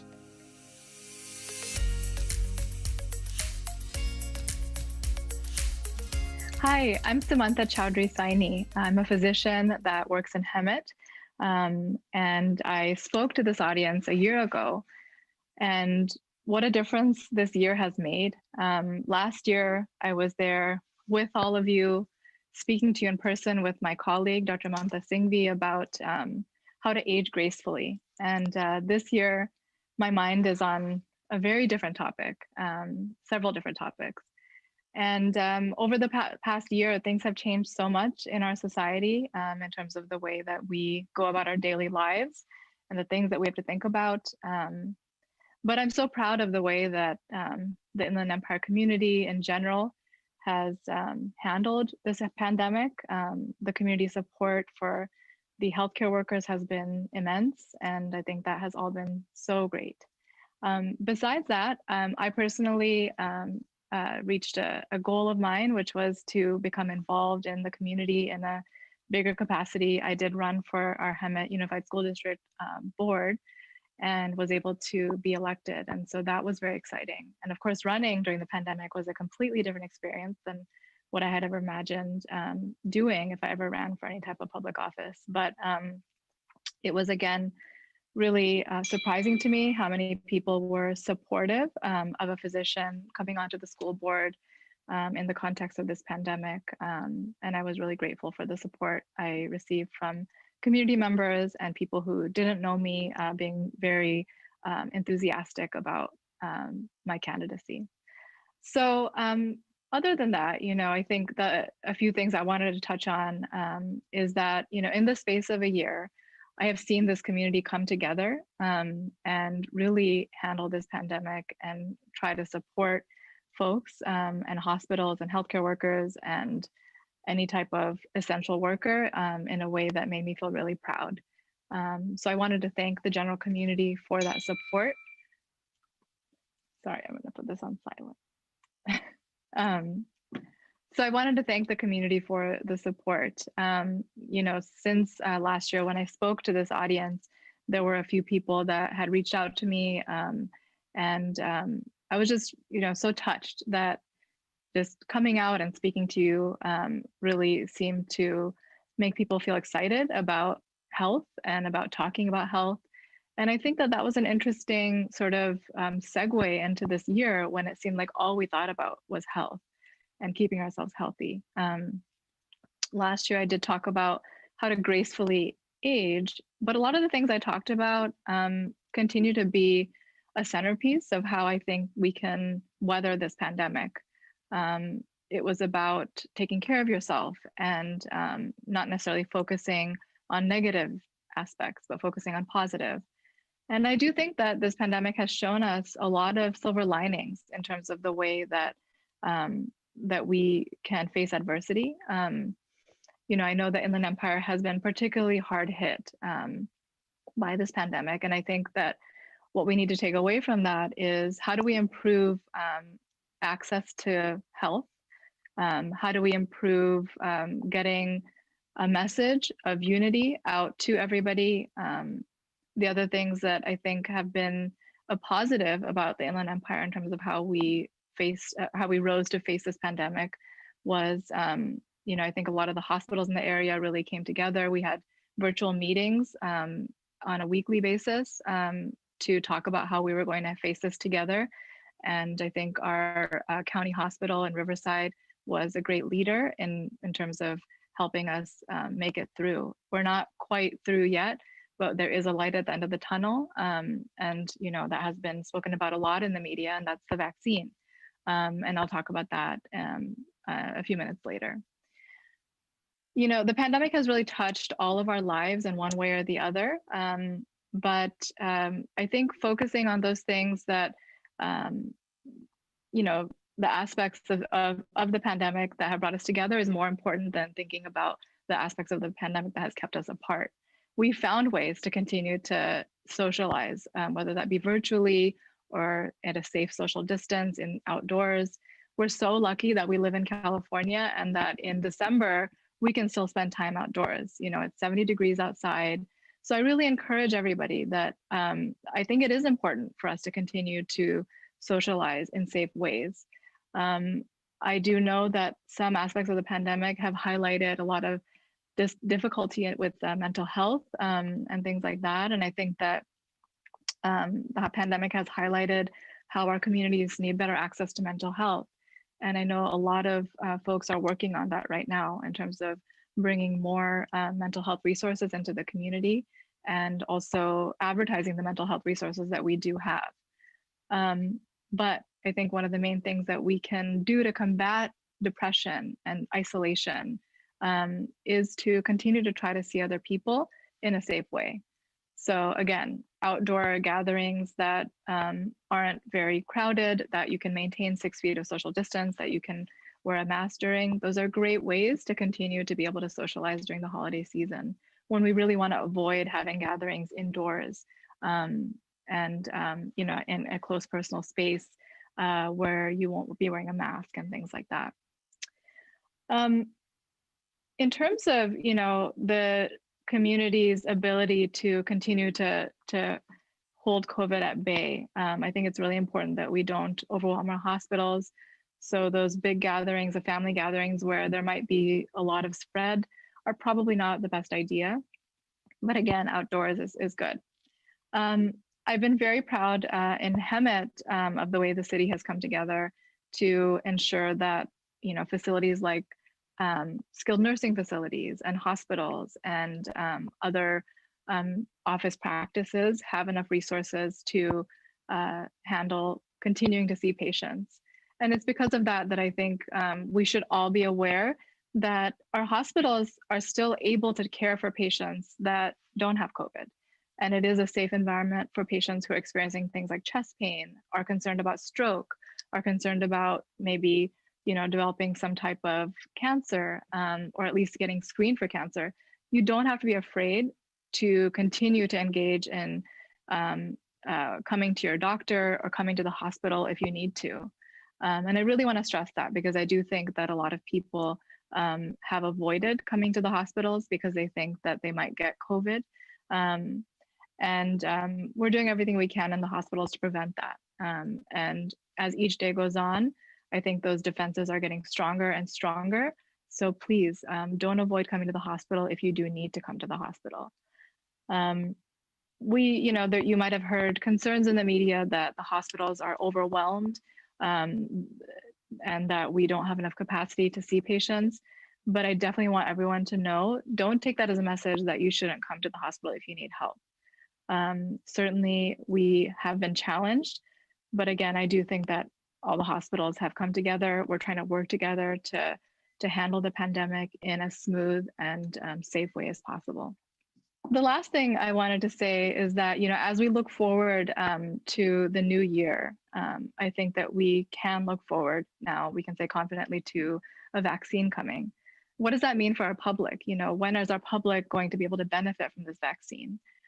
So we do think that vaccines will start shipping out to hospitals and for administration to elderly, to folks that live in skilled nursing facilities and long-term care facilities, as well as healthcare workers. It seems like those are the folks that that we kind of want to prioritize with a plan to get the vaccine to everyone that that should have it eventually.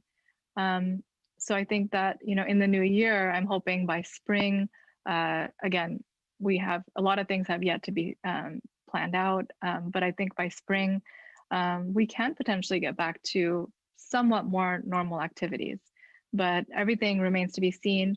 But I just wanted to send that message of hope that that I am very optimistic that things are going to get better, and that we really are seeing a light at the end of the tunnel here. In terms of my work during this pandemic, I've kind of been on the side of planning and trying to see what is predicted in the near future in terms of what we need to do right now to be able to face tomorrow with confidence. And I would say that because of the vaccine becoming available, I feel very optimistic. And I'm so happy that we're heading into the holiday season with that hope and with that glimmer of brighter days ahead. As I was mentioning before, the pandemic has touched all our lives. It's touched my life very, very personally. I myself developed the infection as well as my immediate family. But I was very, very pleased with the outreach of local healthcare providers and coworkers and everyone just sending a lot of empathy in terms of hoping that I got well as soon as possible. And, you know, again, it was very touching. And so I think the biggest silver lining of this pandemic has been that we really saw how much people care. And I think that it's been a blessing in that way. But it's been very difficult in terms of the folks that we've lost. It's just been, you know, there's been a lot of people whose lives have been negatively affected by this in many ways, whether that be financial or personal, losing a family or other family, a friend or another loved one. So I just wanted to say that, you know, for those folks, we're with you. We're trying to sort of make this pandemic go away as soon as possible. But until it does go away, I think that facing this in unity and really showing how much we care for others by protecting them from the infection by wearing masks and things like that is a good idea.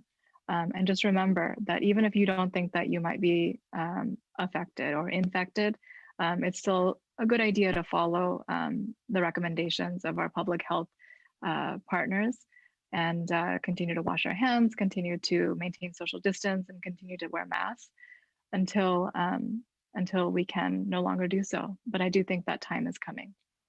So thank you so much. I want to wish everybody happy holidays, and I'm very much looking forward to 2021. I hope that 2021 brings a lot of happiness and a lot of health. Thank you so much.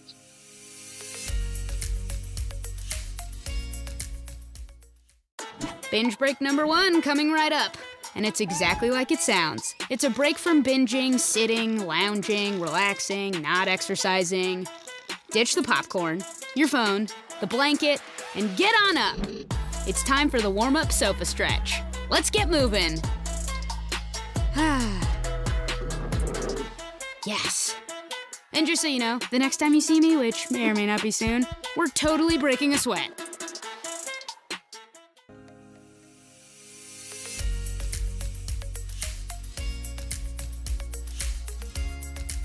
Hello, thank you for inviting me. I'm very glad to be here at the annual Women Business and Wellness Conference.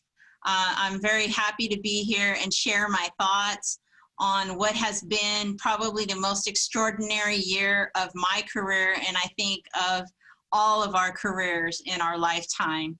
And my name is Lisa Brandel. I am the Chief Operating Officer for the County of Riverside. The County of Riverside is an organization that has over 22,000 employees, over 40 different departments, and provides services to our residents over 7,400 square miles.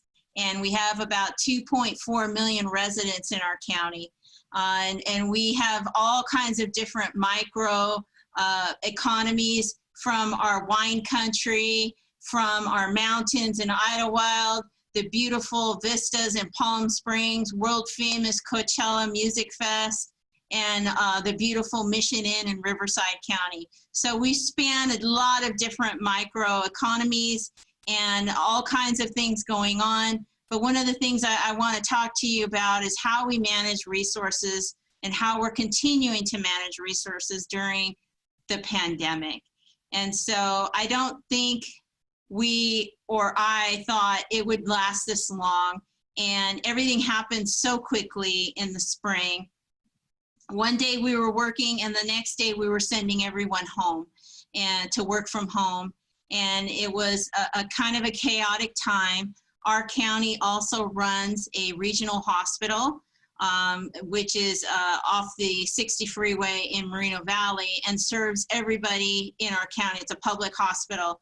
And so we were there on the front line. We have a lot of federally qualified health clinics, and we were worried about getting tests. We were worried about getting respirators. We were worried about having enough nurses, worried about having enough doctors. And so we activated our emergency operations center, which is still active today. But what I can share is the extraordinary teamwork that has occurred throughout our county, not just with our county employees, but our education, our Office of Education, our 17 regional hospitals worked together to ensure that we had enough beds for those that were affected, because we were definitely afraid that we were going to have, all of our hospitals were going to be overfilled with capacity for ICU, treating those that were affected by COVID. And we were all of us, just like you, were watching the news, where we were seeing what was happening in Washington and in New York and how they were overflowed. And that was our biggest fear. And we took a lot of great measures. We were at the forefront, probably in the nation, to advocate wearing face coverings through our public health officer. And as you all know, it's been very contentious.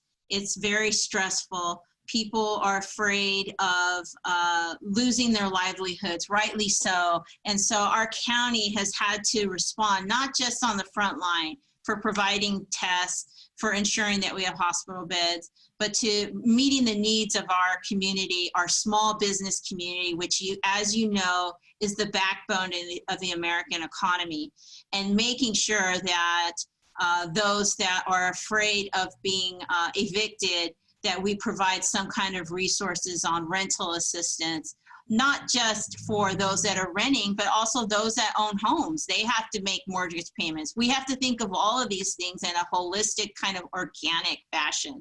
And so we're moving a million miles a minute, and it feels like it's been 10 years, and it's really only been 8 months. And one of the things that's going on now is we are, experiencing another surge.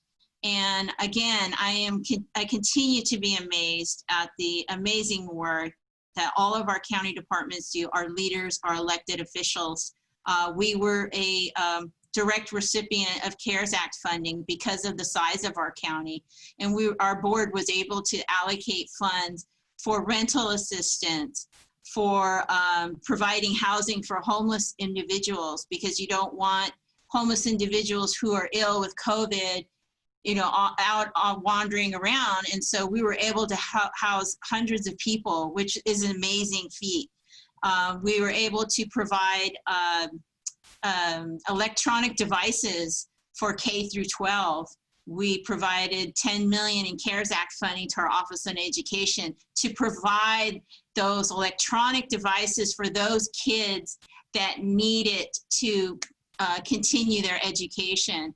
We also provided loans or grants to small businesses and to our nonprofit communities, to private schools. I think we've done a fantastic job providing the needs and the services and equipment that's needed for all of our different businesses. We created an SOS team of different departments. We had somebody from behavioral health, somebody from public health, we had somebody from maybe environmental health reaching out. We created a business ambassador program to help small businesses modify their business so that they could continue to have customers, so that they would have PPEs.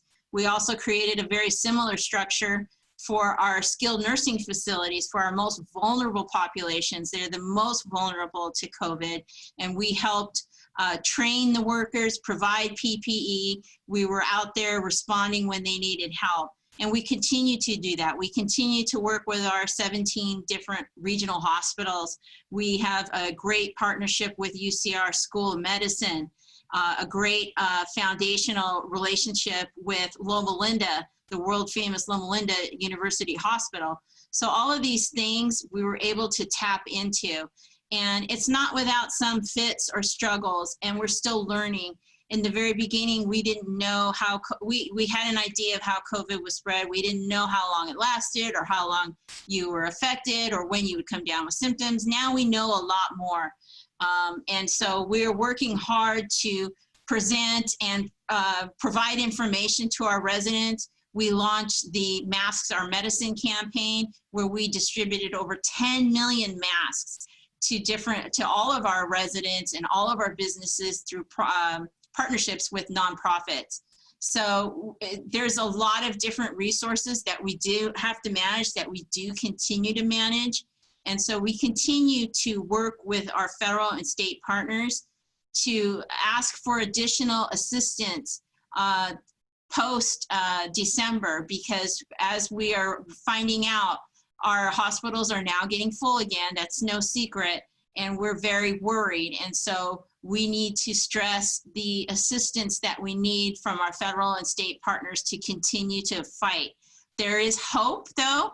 We have good news. You read about it. There are vaccines being developed, and we have the infrastructure in place to distribute vaccines as soon as we get them. They are going to most likely vaccinate those that are frontline workers. That makes sense. You know, our public safety, our officers, our nurses, our doctors, our clinicians, those that are out there. But eventually there'll be enough vaccines for all of us. So I am hopeful that we will get through this in 2021 so that we can build the foundation for our residents and open up our small businesses who have been hammered by this. And so we want to provide that beacon of hope for everyone. And I am very heartened to hear about the vaccines being developed. And I know that all of us in our region will work closely together. Our cities have been excellent partners in providing testing sites. Well, those testing sites will be vaccination sites. We're going to keep them ready for deployment in Indio, in Paris, in Riverside, in Corona. So we are working with our federal partners to plan the deployment of the vaccine to those that want it. And I am very confident and heartened to hear of the effectiveness of it. And I do remain optimistic that we will get through this, but we're all going to work together to do this. And I know that we will. And so that we can provide a future for our children and our families and see and hug our families again. When we sent everyone home when the pandemic first hit, we're talking 22,000 employees. Now, not everybody went home, right? So we have a hospital, we have nurses, we have doctors, we have clinics open. They're still out there. They're still receiving and meeting the needs of patients and clients. We have our sheriff's officers. We operate a jail. And we have to take care of those that are in our jails. And so our deputies are constantly exposed to those out in the public, and they've done a great job helping us spread the word of the importance of covering your face, maintaining your space, right, for COVID. We have our social workers in DPSS that were out visiting clients. We also created a virtual world where clients could apply for benefits, apply to our Workforce Development Center online. Now, we've always had an online presence, but this is where we ratcheted up a notch, right? So our assessor clerk recorder went almost all virtual. So I am amazed at how quickly we were able to switch to this virtual kind of world, and how it's also helped us realize that the workplace may be changing. We know that we can provide services working from home from our residents. We do know that we do need to meet with clients and residents. So we created appointment services. We created drive-up services where somebody like Veteran Services, somebody wants to apply for benefits or has a question. You can make a phone appointment, pull up into the parking lot, somebody will come out and take your information on an iPad. So we were able to turn this these needs around so quickly, and we are continuing to provide services. We are continuing to provide and distribute CalFresh benefits, WIC benefits. We are able to engage with our child care centers to make sure that the child care centers are open for our essential workers. So we've created and developed strong relationships with our Office of Education. So all of our employees have been able to rethink how they do their work. Even the supervisors, you know, their direct supervisors, their managers have rethought what is a workplace for our county. And so what I can envision in the future is that we create these virtual hubs where we have different disciplines, where people plug in and they engage in different regions. They live in the Southwest version, so we create a hotel, motel kind of hub setup where you just plug in your computer and you're able to work from there. So our county employees have done an awesome job of meeting the needs of all of our residents and making it work when we had to make it work. So for 2021, on our small businesses, it is going to be tough. It is going to be a struggle. But the more that we can work together as a community and as a region, we can lessen the impact of COVID so that we can open up again.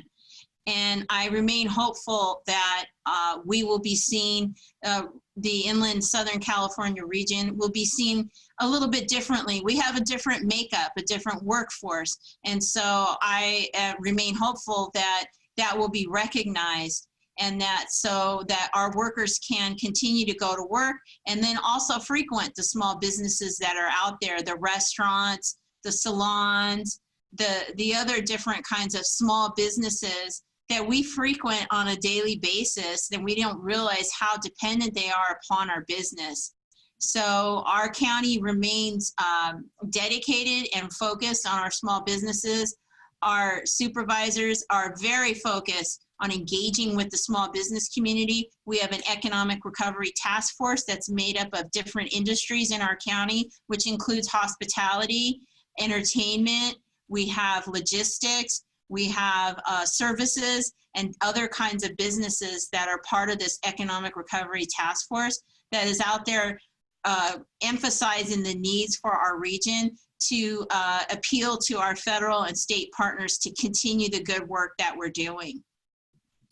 And so what I want to close with is my hope and my optimism for a new year. We've lived through this year. It continues to batter us, but there's always a light at the end of the tunnel. And I firmly believe that with our vaccine development that's going to be deployed from the federal government, we will be the frontline distributors of the vaccine. We will ensure that our residents are protected. We will engage with our small communities to help them open back up, to expand their services, provide a safe workplace for their workers and also for their customers. And so we will protect those that are most vulnerable at the same time, which we continue to do. But we will get through this. It will seem like forever, but we will look back upon this time and remember how we all came together, and that how we will continue to work together in 2021 to make it way better than 2020.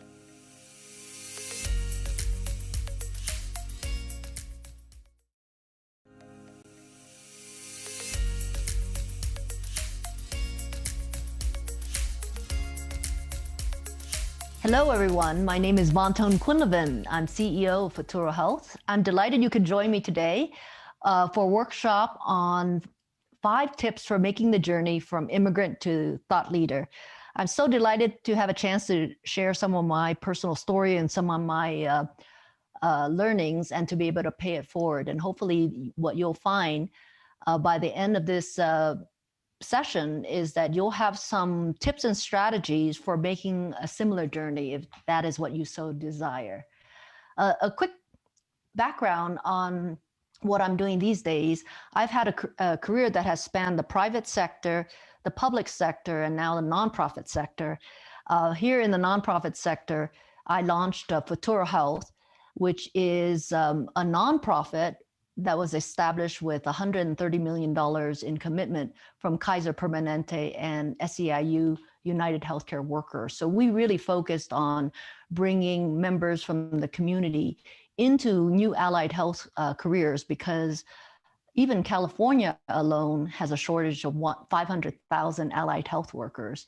And we want to be able to improve the health and wealth of communities by growing the largest network of credentialed workers in the nation, starting in California. You may have a question on what is allied health. It's basically all the individuals, healthcare providers who would touch you, for example, should you be in a car accident, the emergency medical technician that comes to, to meet you at your car, to the medical assistant who checks you in at the hospital, to the folks who take your x-ray, everybody all the way until you exit the hospital, minus the doctors and some of the nurses, they are all allied health workers. And they're trained mostly through credentials that are more than a high school degree, but less than a bachelor's degree. Well, we're gonna come back to Futuro Health, and I do have an ask of you at the end of this presentation, but let's talk about your journey, and are there some tips that can help you get to this point where you are a thought leader as well? So a little bit background on myself. We all come by many labels, and I want to share with you some of the labels that I hold, because maybe we share some of those in common. So the first one is the label of change maker. I was named White House Champion of Change by the Obama administration for leading transformation in higher education. I was also named California Steward Leader for bringing together the private, public, and civic sectors in support of social mobility for residents throughout the state. And I was named Sacramento Magazine's Powered by Women as a leader who inspires positive change. And here's a wonderful set of pictures of students here on the left, the maker space, where these were reforms that I had put in place to help students learn these skill sets in the community colleges, which in California is the largest system in the nation. And that work also brought me to the White House here. I'm posing with incoming First Lady Jill Biden. Now let's talk about a second label that I go by, executive. Some of you may have this label. So as an executive, I mentioned that my career spanned both the private and the public sector, and now in the nonprofit. When I was in government, I served as Executive Vice Chancellor, driving the workforce mission of the California Community Colleges, as I mentioned, the largest system of higher education in the nation. And I oversaw its growth from $100 million to over $1 billion by the time that I left. And in the private sector, prior to that, I was head of workforce development for a company of 20,000 men and women. I took the company from having no opinion in workforce development to becoming a nationally recognized industry best practice. So executive is another label that I go by. Now here's a label maybe many of you can feel affinity with: spouse and a parent. So my husband and I have been married for over 20 years. We have two teenagers, ages 17 and 13, and share all the journeys of a parent and a spouse with all of you.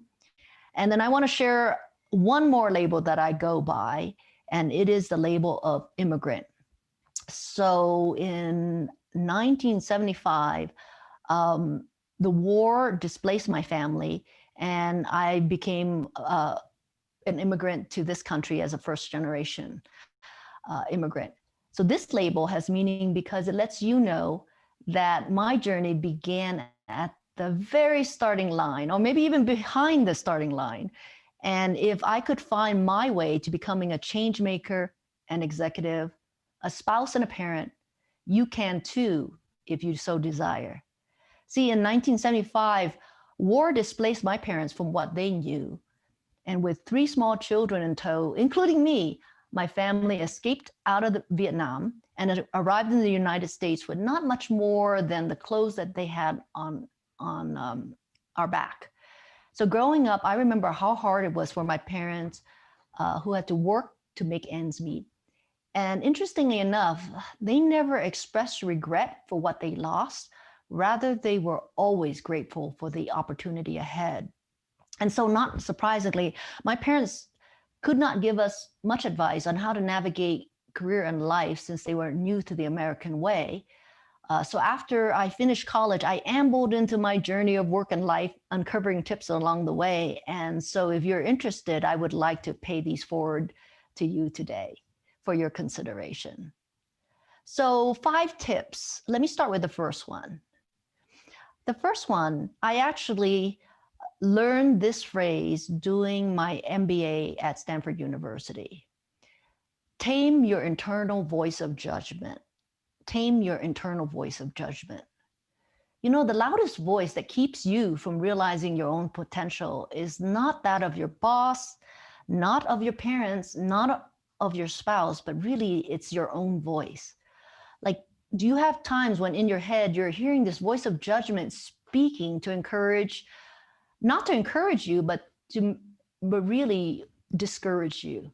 You know, does it say, I'm not good enough, I'm not ready, I don't look the part, or if I try this, I'm going to fail and look foolish?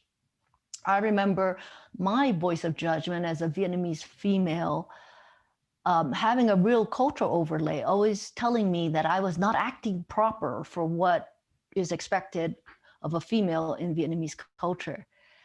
I remember also that this voice of judgment played out at one time when I was at work. It was so loud that I blurted out, oh, I can't, I've never done it before. And thank goodness, in a moment of coaching, my wise and patient boss replied back, you'll figure it out. And he was right. I did figure it out, with some help, that is. And so, interestingly enough, in the future work, many things will need to be figured out.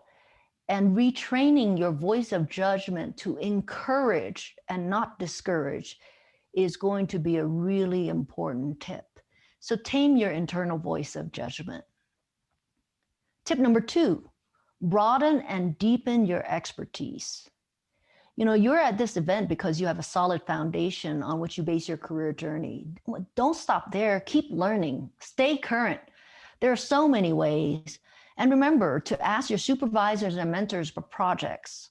For example, I'm interested in working with the company's biggest clients in order to get that experience. Or I want to have a global assignment or project. Or I want to work on digital transformation. Remember, it's really important to ask, because that's how someone's going to help create the opportunity for you. And don't limit your learning to just opportunities that are inside your organization. Attend workshops and conferences, take online courses to round out your knowledge, do pro bono work, and serve on commissions and nonprofit boards. These are all different ways to learn. My road to becoming an expert took the latter, more nonlinear route as well. I started with a desire to better understand community colleges and its role in workforce development. Then I committed time to reading the research. Then I did pro bono work, volunteer work, essentially. Then I began to serve on commissions and boards that related to the topic of community colleges. And before turning, and did all this before turning the work into my day job. And this was my learning journey. And it got me positioned with the expertise and the social network, you know, the professional network, to be the best person for the job when the job became available as Executive Vice Chancellor. And it was the people whom I met along the way who recommended me for the opportunities. And those opportunities never appeared on any job boards. So again, tip number 2, broaden and deepen your expertise. So hopefully these are some useful tips. Tip number 3, do collect mentors along the way. And I will tell you, my mentors don't look like me. My 2-time boss and mentor was a man, Peter Darby, who was Chief Financial Officer in his 40s when I first worked for him. And he hired me again when he became CEO of a big company. Marsha Johnson was Chief Human Resources Officer of the Southern Company and a prominent African-American leader in Atlanta, and we met through an executive development program. Gail Shetler had stepped down as Lieutenant Governor of Colorado and got paired with me in a mentoring program for executive women who were mid-career. Gail Shetler gave me my first tutorial on how to navigate government. See, my mentors were of different ages, different ethnicities, different genders, different experiences, different strengths, and lived even in different states. And thanks to all of them, I made better decisions in navigating career and life. And really, I avoided common potholes. So do collect mentors along the way. Tip number 4, feedback is a gift. I know it doesn't feel like it sometimes, but feedback is truly a gift. Yes, this one is tough. You don't have to 100% agree with the feedback, but if it comes from a person of credibility, what I mean is it's not coming from some random social media person, it is important to take it graciously and simply say thank you. After you emotionally process it, take the time to discern whether there is a nugget of truth in what you heard. So back when I was a newly minted MBA, Peter Darby, my mentor, told me I seemed nervous. I was too quiet during business meetings and that my voice trembled. I said thank you, and he actually offered to send me to a public speaking coach, which I used. Let me give you another example. Later in my career, Marsha Johnson observed that I was repeating an unhelpful behavior that was holding me back. And I said, thank you. And I began to work on breaking that cycle. And once I actually broke that cycle, great opportunities started coming before me, and I was able to do great things. So feedback is a gift. Do learn to say thank you. Number 5, this is maybe the scariest of all, which is to intersect the future. You know, we're all very busy in the here and now, but don't forget to look up and outwards in the 10-year future. Consider what might look different when your profession or your organization or your industry, how will it look in that future of work? So play along with me for a second, will you? So just imagine, what if in the 10-year future, everything rote and repetitive in your profession is automated and done by machines? What kind of work will really value the human touch? Your colleagues can be humans, robots, or avatars. What skills would make you a good colleague to them? Let's imagine technology platforms and their algorithms become the new middle management to assign and match work.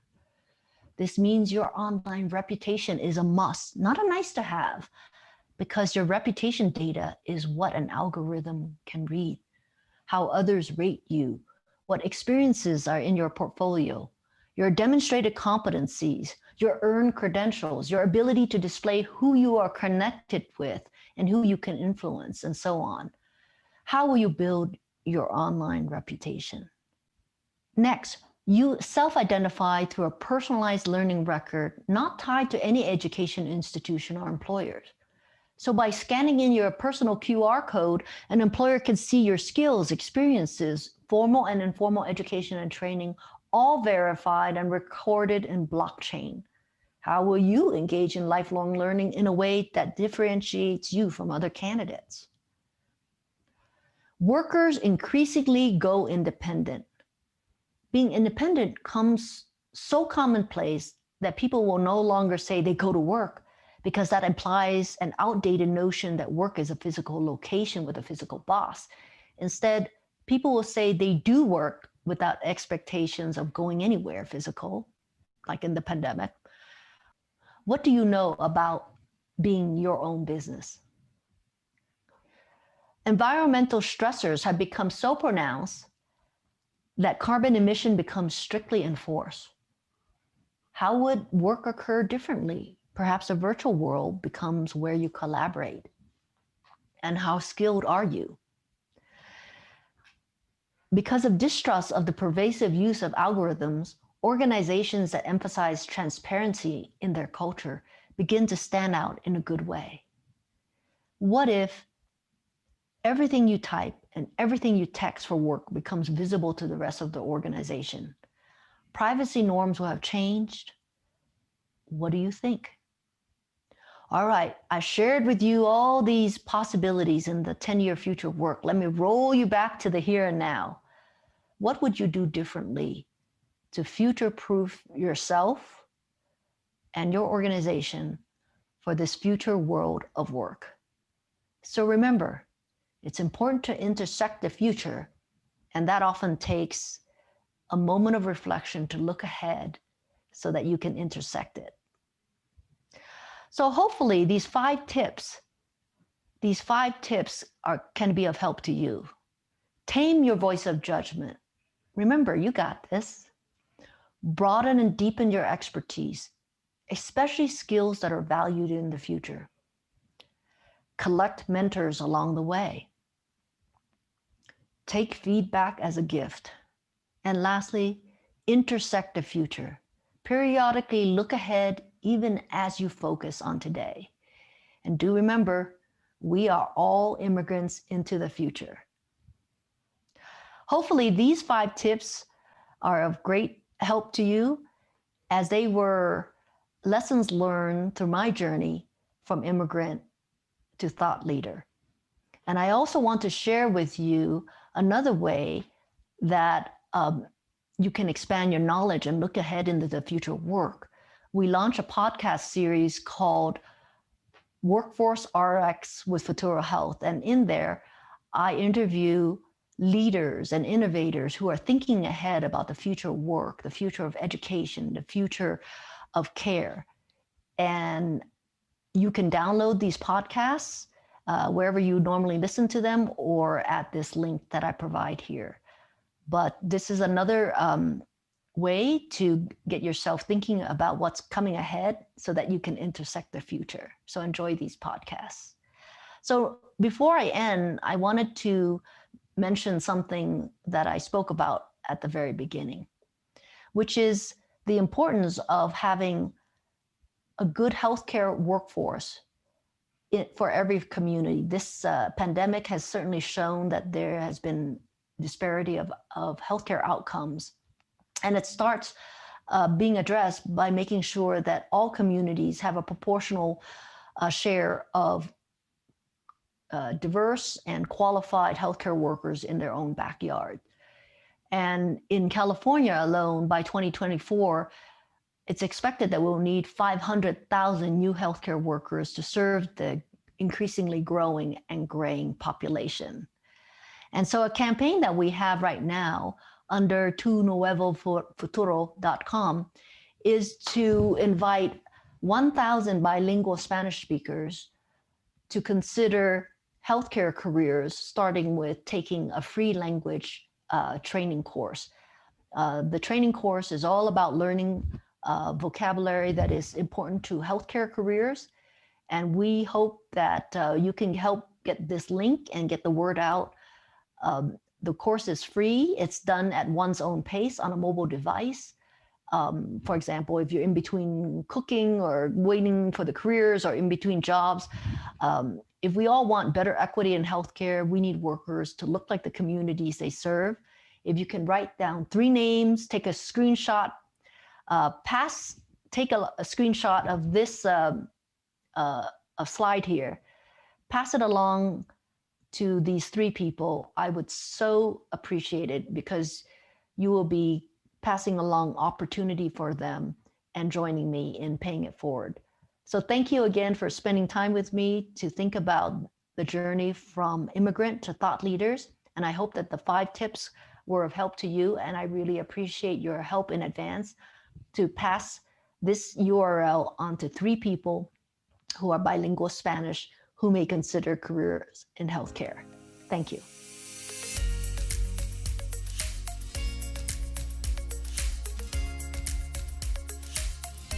Good afternoon, everyone. My name is Luana Lindsay.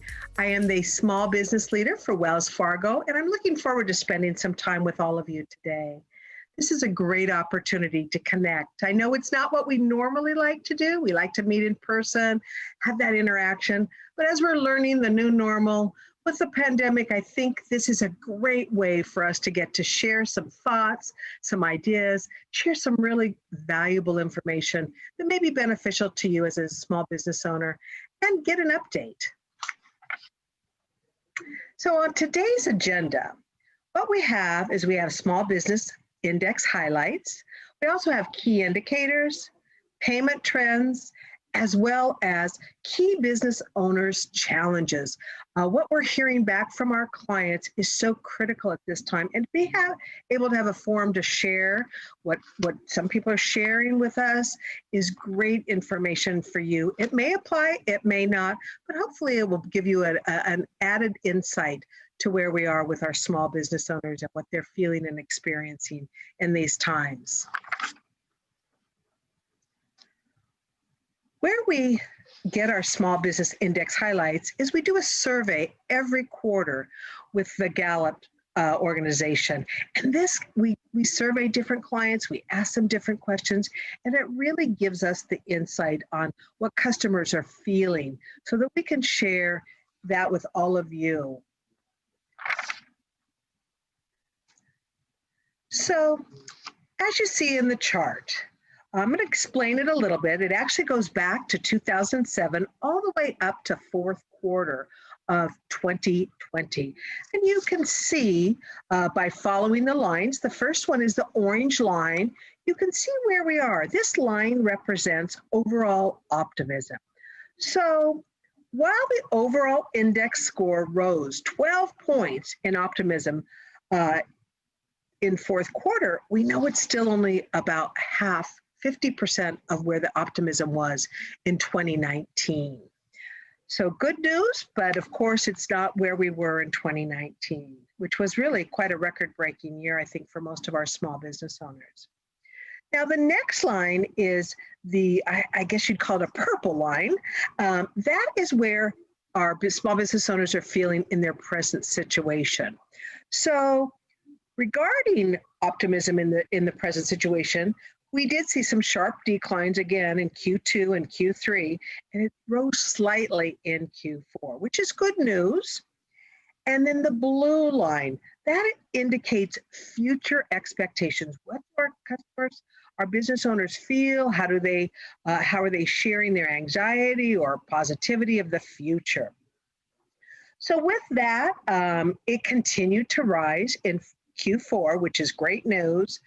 But as you see the chart, it really indicates that there is a continued resilience from our business owners, but that the optimism level remains half of what it was in 2019. So business owners are indicating that they recognize the long road ahead of us. So what are the challenges for small business owners? Let's hear what they're telling us. So some of the challenges that they're telling us is that loss of business. They're either closing or what has the coronavirus, how has that impacted their business? So I'll give you an example that we have heard. That's really with our doctors, medical, dentists. Some of them had been severely impacted by the coronavirus. We have doctors that said, I may retire in 2 or 3 years. But with the current environment, they've said, you know what, this is too much. I'm close to retirement. I'm just going to close up my shop. I maybe don't want to go through all of the safety measures and the different things that they'll need to keep their practice up and vibrant in these challenging times. So, interestingly enough, we have a lot of doctors, dentists that work for other senior doctors that are now looking to go out on their own and finding ways to become their own small business owners. So kind of the ones that are finding it not as interesting to stay in business right now, and that it has opened up a lot of opportunities. So we do see that through this pandemic, while we know that overall it's made a significant impact in a lot of our small businesses, we actually have clients out there that Maybe we're manufacturing safety masks. Maybe they are in the hand sanitizer business. So there is opportunity out there. And what's interesting is seeing how businesses are adjusting to the new normal, finding different ways. We do know the entrepreneurial spirit is so strong amongst our small business owners. So that's the good news. Some of the things that we have also noticed is just the financial stability with cash flow. Interestingly enough, a lot of our small business owners, they have more money now than they've ever had. Why has that been? Well, we had a nice stimulus, CARES Act, the PPP. I know Wells Fargo, for an example, we did about 194,000 PPP loans, helping our small businesses get the resources that they needed. With that, 56,000 of those loans were done here in Greater California, which is nice to know. Of course, we do have we have such a vibrant business community in California.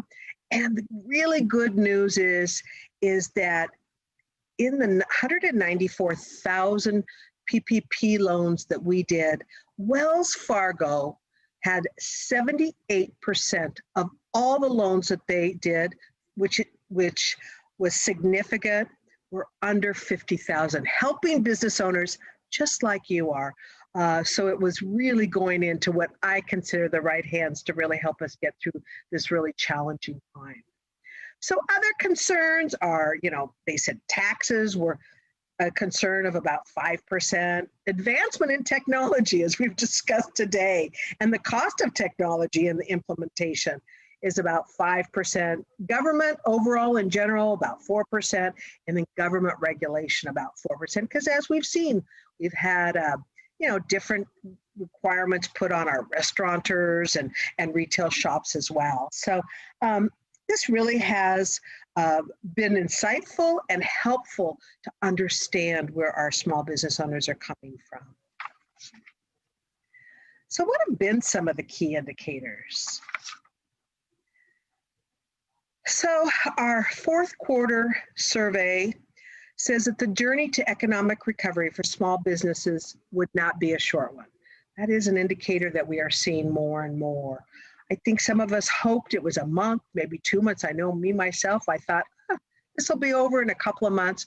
Well, now that we're long into that and without a real recovery or opening of business, again, we are seeing that is going to take a lot of time. About half, 46% of our respondents continue to report decreases in revenue over the past 12 months. So I think that's important to know. And if you're one of those clients or those small business owners, know you're in with good company. It is a challenging time. The number of owners that felt the economy was growing climbed 9 points to 29%, but 33% of our clients still maintained it was continuing to slow, while a combined 38% said it was in a recession. They felt it was in a recession or a depression. When asked about the timeline for the economy to recover, 28% said it would not come until the second half of 2021, while over 1/3 said they did not anticipate a recovery in 2021. So I think we've all gotten a reality check on how fast and how it's going to impact our small business owners.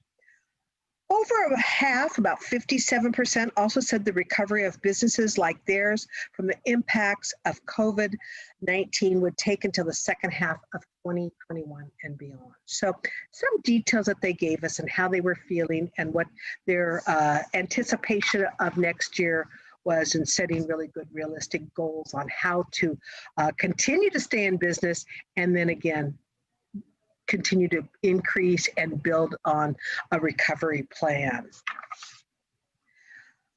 All right, so they did ask them, how do you feel about when you would be back to recover from pre-pandemic levels?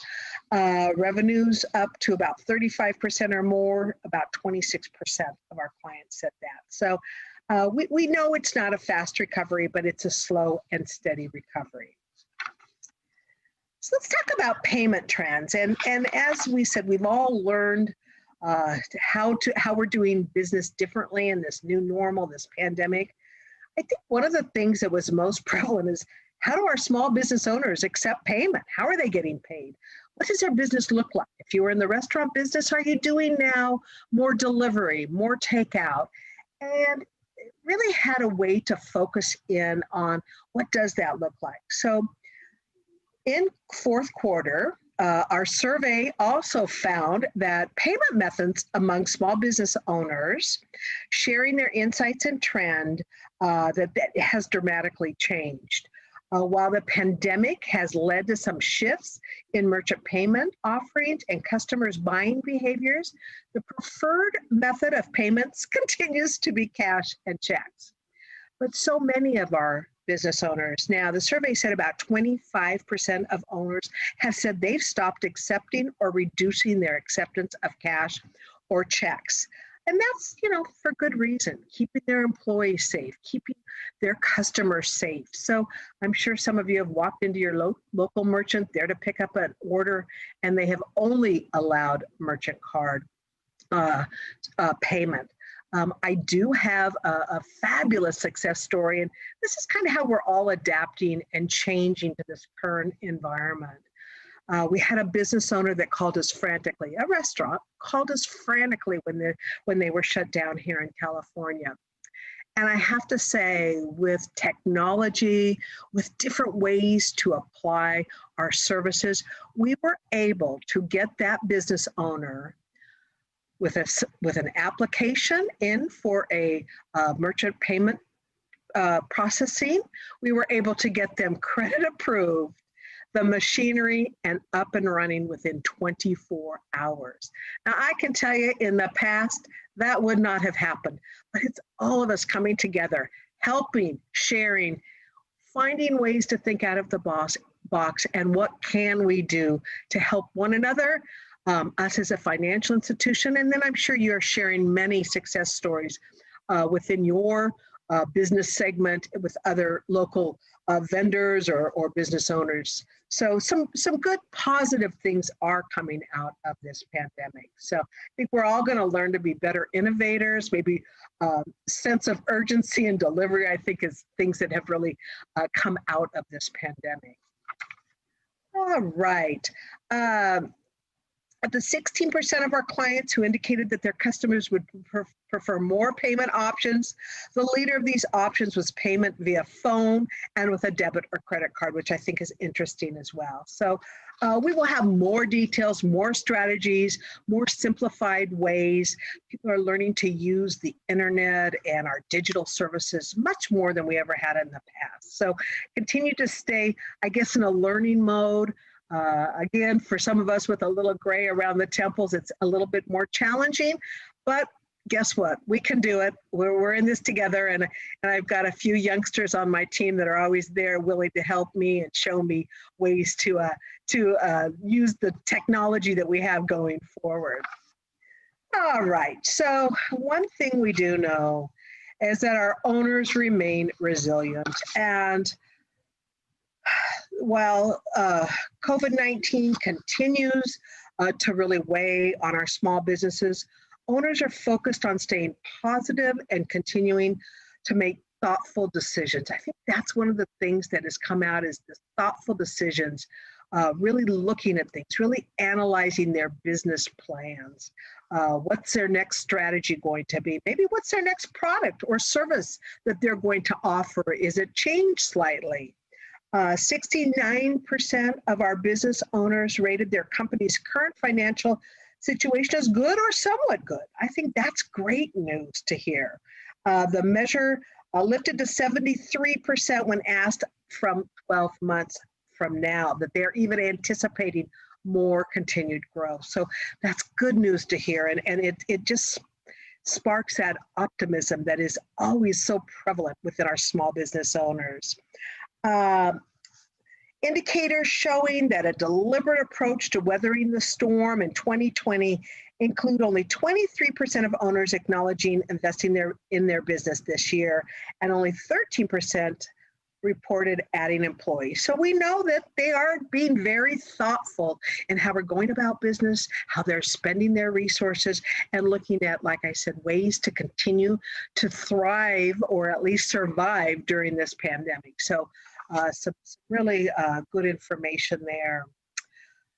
For the next 12 months, business owners hope to increase those numbers with 30% investing in their businesses and 25% of them adding new staff. So again, there's some that are holding back and there's some that are flourishing and able to bring on more employees and continue developing and innovating their business. Owners do seem to be acknowledging that the challenge of COVID-19 continues to bring their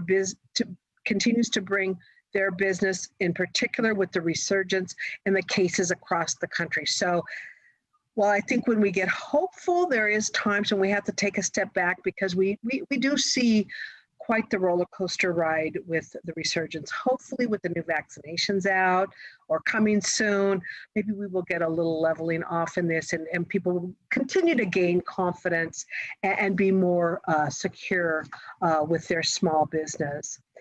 One thing that I think has just continued to shine and give me such inspiration is the entrepreneurial spirit that defines a small business owner, and that is to all of you.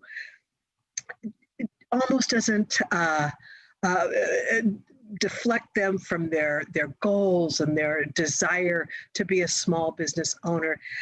They reinvent themselves. They continue to find ways to learn and adapt. And in a challenging economic environment, they understand this is a great time, maybe for opportunity and continued growth and ways to continue to learn and grow and develop in their with their small business and using all the resources and the connections that we have to help our small business owners. So I can really say my hat's off to all of you small business owners.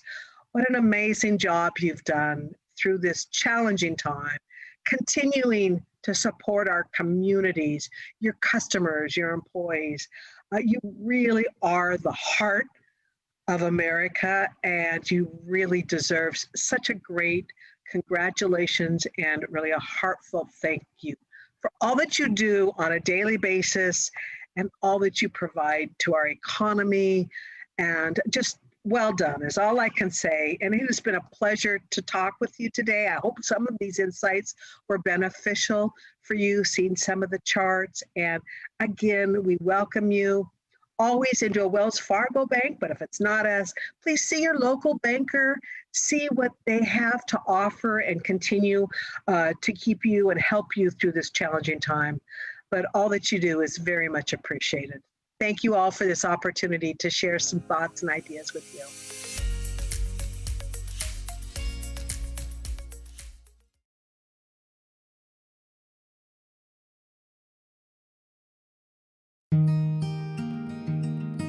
I don't feel that I am the boss. I feel that I am the worker with my team. We are workers the same. I am the same as you. We are going to work together. We are going to share together. Because all together we are going to grow. My name is Domitila Tapia. I grow the strawberries and I started to picking strawberries in 2015. When I came to United States, I started working picking strawberries with a company. And then later I stopped. I went to school because I would like to learn a little bit English. Well, the motivate to be a farmer is because you are your own boss. You grow your plants, and then the plants that you grow, it's like you have like one kid in your home. You have to take care because you see the plants when the plants they are sick. The plants they are like the same as us. They need like vitamins. They need fertilizer. They need everything. I feel happy because I feel that like my kids. I decide to do my own farm, to teach my daughters and grow with my daughters and help my daughters how to grow the strawberries, to be the own boss.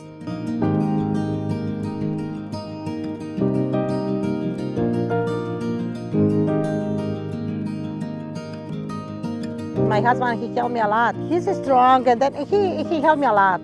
I feel happy. When I came and I go and I see the plants, they're growing, how they are, and I talk with my plants. My husband says, what are you talking with the plants? I feel that my plants, they're my babies.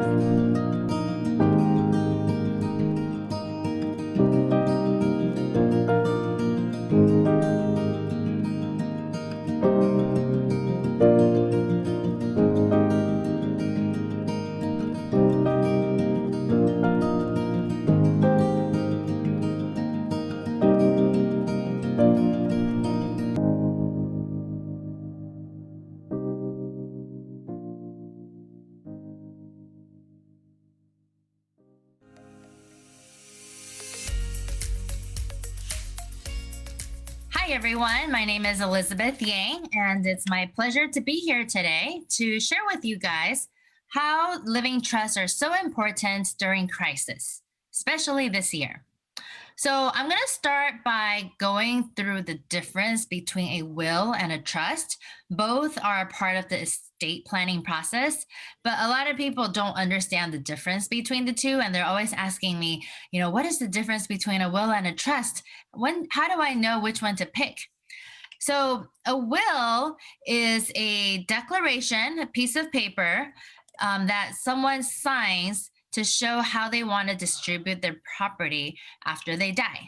So that's the important part of that definition. It's for after death only. It doesn't come into play when the person who created the will is still alive, right? It only changes the assets and distributes the assets after the person passes away.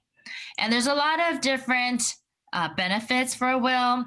You can distribute your property to your beneficiaries. You can save on taxes. You can name fiduciaries. You can even provide for disabled family members.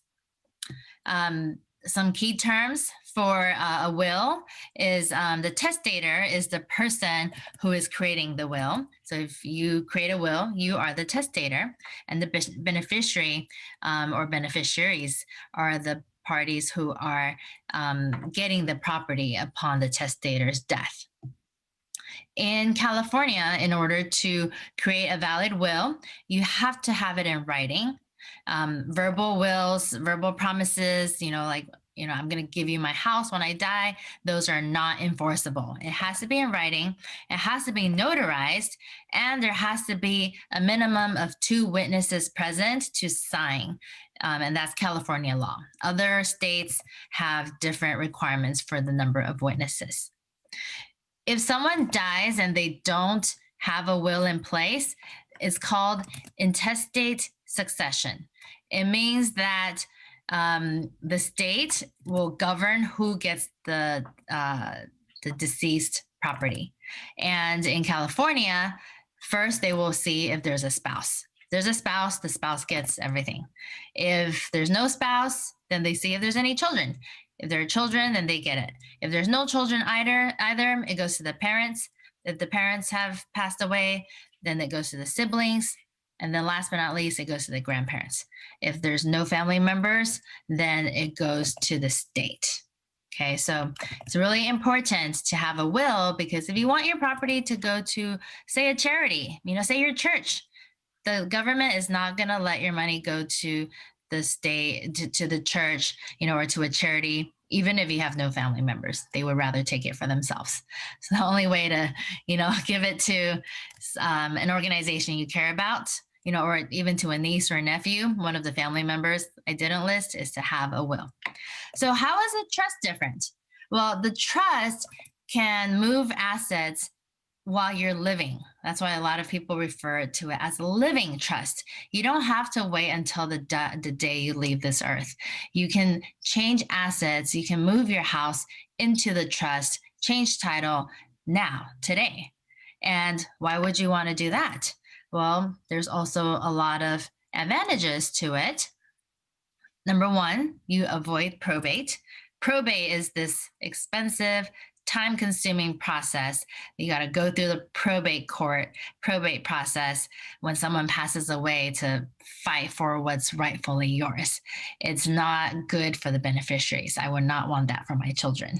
So hopefully you don't want that for your loved ones either. And that's why you would want to have a trust that sets out everything clearly, concisely, and then your beneficiaries, your loved ones, don't have to go through the very stressful probate process.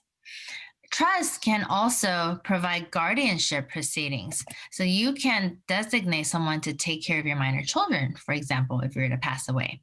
You can designate someone to manage property for your minor children. You know, say your kids are like, you know, under 18 or even like 18 or 20.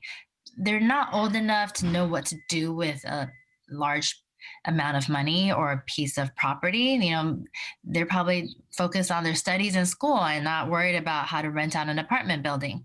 So when you create a trust, you can designate a trustee, which is someone you trust, to manage the property for the benefit of your children or whoever your beneficiaries are. You can have that trustee rent out, you know, an investment property, for example, and then the rent can go to your children until they reach a certain age. And then when they reach that certain age, then they can obtain those assets. So that's another trust advantage. There's also privacy. A lot of rich people, they don't want the public to know how many assets are under their name. You know, if you go do a search, you know, you can see that they have all this money, and people like going after folks who have deep pockets. So they're more susceptible to lawsuits. So they put everything into a trust. You know, they can call it like the Los Angeles Real Property Management Trust. No one's going to have any idea who that owner is. You know, it's just, it belongs to a trust. So there's the privacy benefit. They can have ownership of lots of properties without worrying about people knowing how much money they have, how many assets they have. And of course, there's tax savings, which we'll get into. Taxes are threefold. There are federal estate taxes. So when someone passes away, 40% of their estate goes to the federal government. That's a lot of money. That's like almost half of everything they owned. Rather than, you know, all that money going to the beneficiaries, 40% goes to the federal government. Some states, in addition to the 40% federal tax, have state taxes. And then there's like inheritance taxes in some states. Fortunately, in California, we don't have state taxes and we don't have inheritance taxes, but we do have that 40% federal estate tax. Well, good thing is there is this thing called the estate tax exemption. And this estate tax exemption does fluctuate on a year-to-year basis. So rewind 5 years to 2016.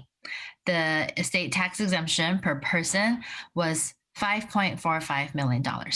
That means each individual can give away $5.45 million without incurring any 40% federal tax. But you know, most people probably don't have $5 million, but there are a lot of rich people out there that have way more than $5 million. So like say someone has, you know, $50 million. Yeah, $5 million is exempt, but they still have $45 million that they have to pay $20-some million to the government. The tax exemption has been going up. In the current year, it's at $11.58 million. And it's mainly because Trump was president. You know, he represents a lot of rich people. And so he wants to have more tax exemptions. And so he increased it. But that's not to say it's going to continue going up. Whoever, you know, is in power can easily change it right back down to $5 million. So in 2020, while it's $11.58 million, if someone puts their money into a trust, if they put their assets into a trust, they lock down that number. They lock in at this $11.58 million number. And $11.58 million of their estate will be tax-free. Even if next year it goes back down to 5 million, they're good for that 11.58 million. So that's why a lot of people are putting their money into trusts this year to take advantage of that amount, because next year it's uncertain what the numbers are going to turn into. So tax savings is a huge reason why people are putting their money into trust. And this year, especially, in the beginning of the year, folks were setting up trust because of uncertainty. Like when people get COVID, they can die in like 2-3 days. And when they're sick, they're not going to be in the right state of mind to be signing legal documents, right? And in order to have a proper trust document executed, you have to have capacity. So they started finally getting around to setting up their estate planning when they didn't before. Another purpose is this year, the estate tax exemption is high. So they want to be able to secure that number before it goes down later. And then another reason is a lot of people have actually made a lot of money this year from the stock market. They've bought Zoom stock, they've bought Tesla stock or Amazon stock, and they've made a lot of money. And half of that money is going to go to the government if they don't do anything about it. So a lot of clients have been asking me to set up CRTs, which are charitable revocable trusts. CRTs, the money goes into a charity when the person dies, and it saves them a lot of taxes because it's tax-free to the charity. And during the life of the CRT, they can redeem them. They can still collect returns on the money that's invested, as well as interest. So they do get returns, but they're not taxed on as high a level. So those are all benefits. So thank you for tuning in for our presentation on the importance of living trust during crisis today. If you would like to get a copy of the PowerPoint slides or have further questions, feel free to reach out to me. My contact information can be found on my website, which is yanglawoffices.com. Thank you for tuning in.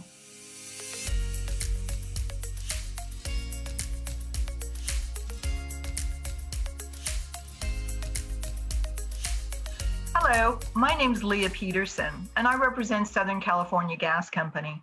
And I wanted to be able to speak to you today about some of the things that our company has been doing, not only to serve your community, our customers, but also dealing with the different things that have gone on during this past year with the COVID-19 worldwide pandemic.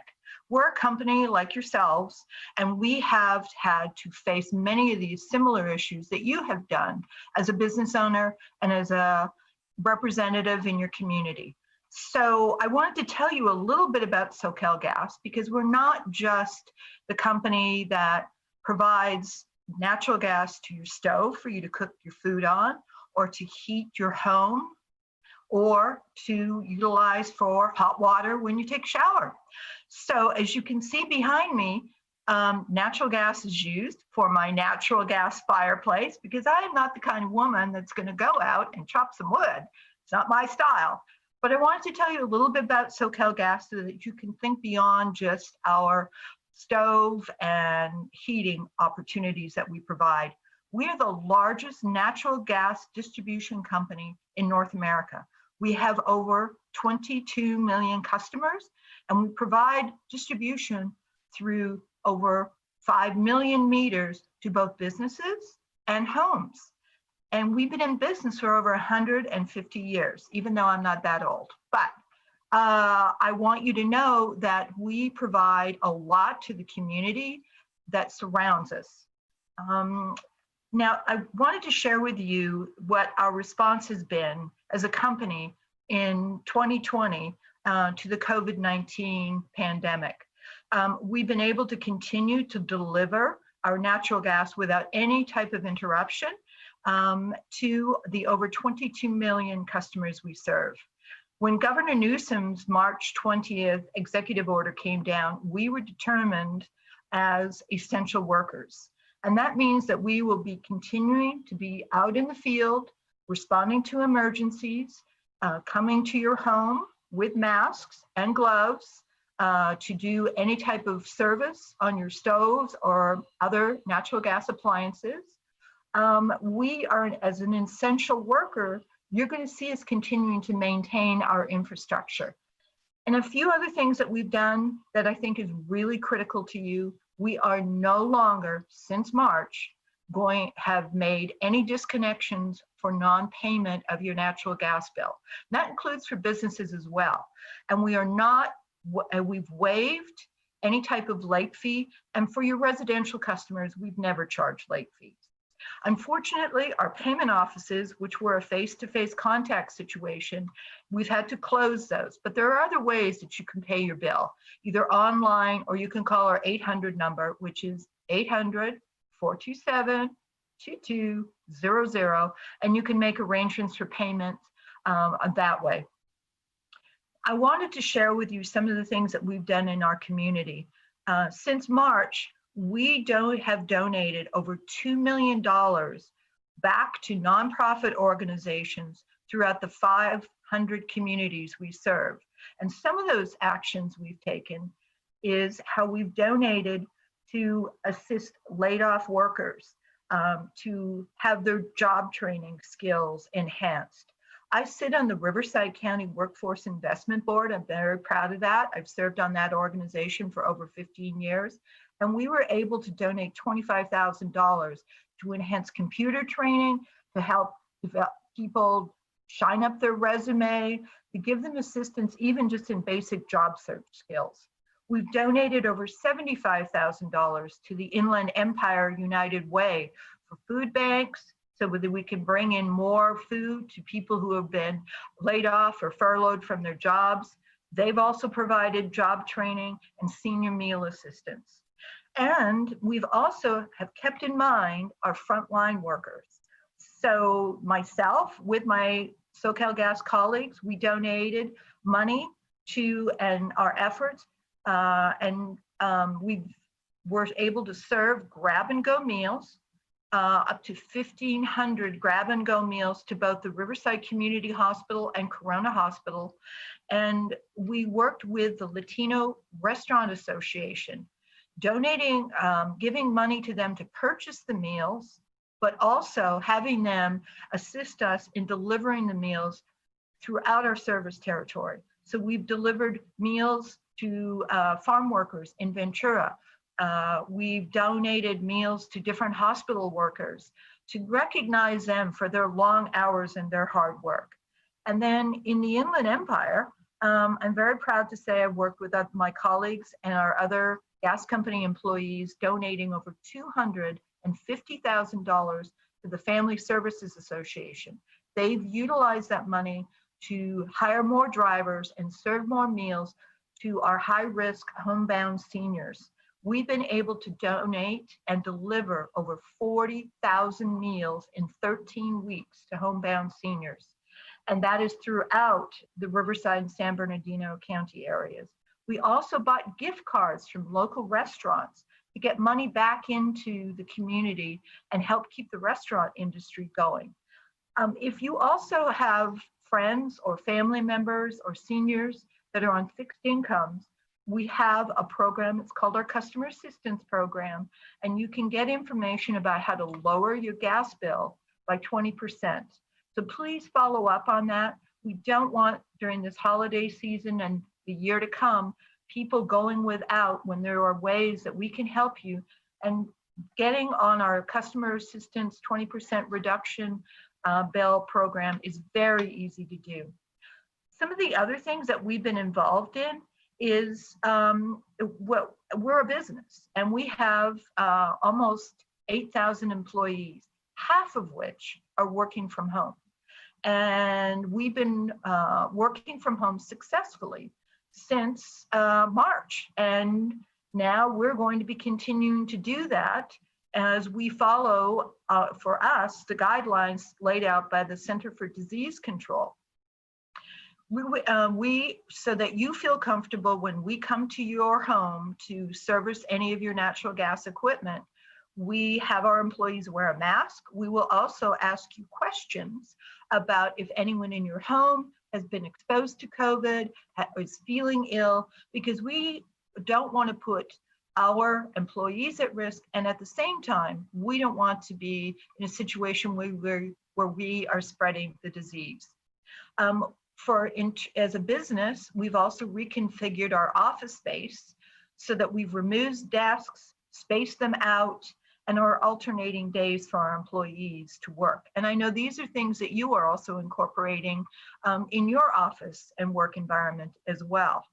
So we've had to adjust our heating and air cleaning systems. We've put in new filters, and we've hired infectious disease specialists to help assist us and guide us in how we can keep our employees safe and secure under these conditions.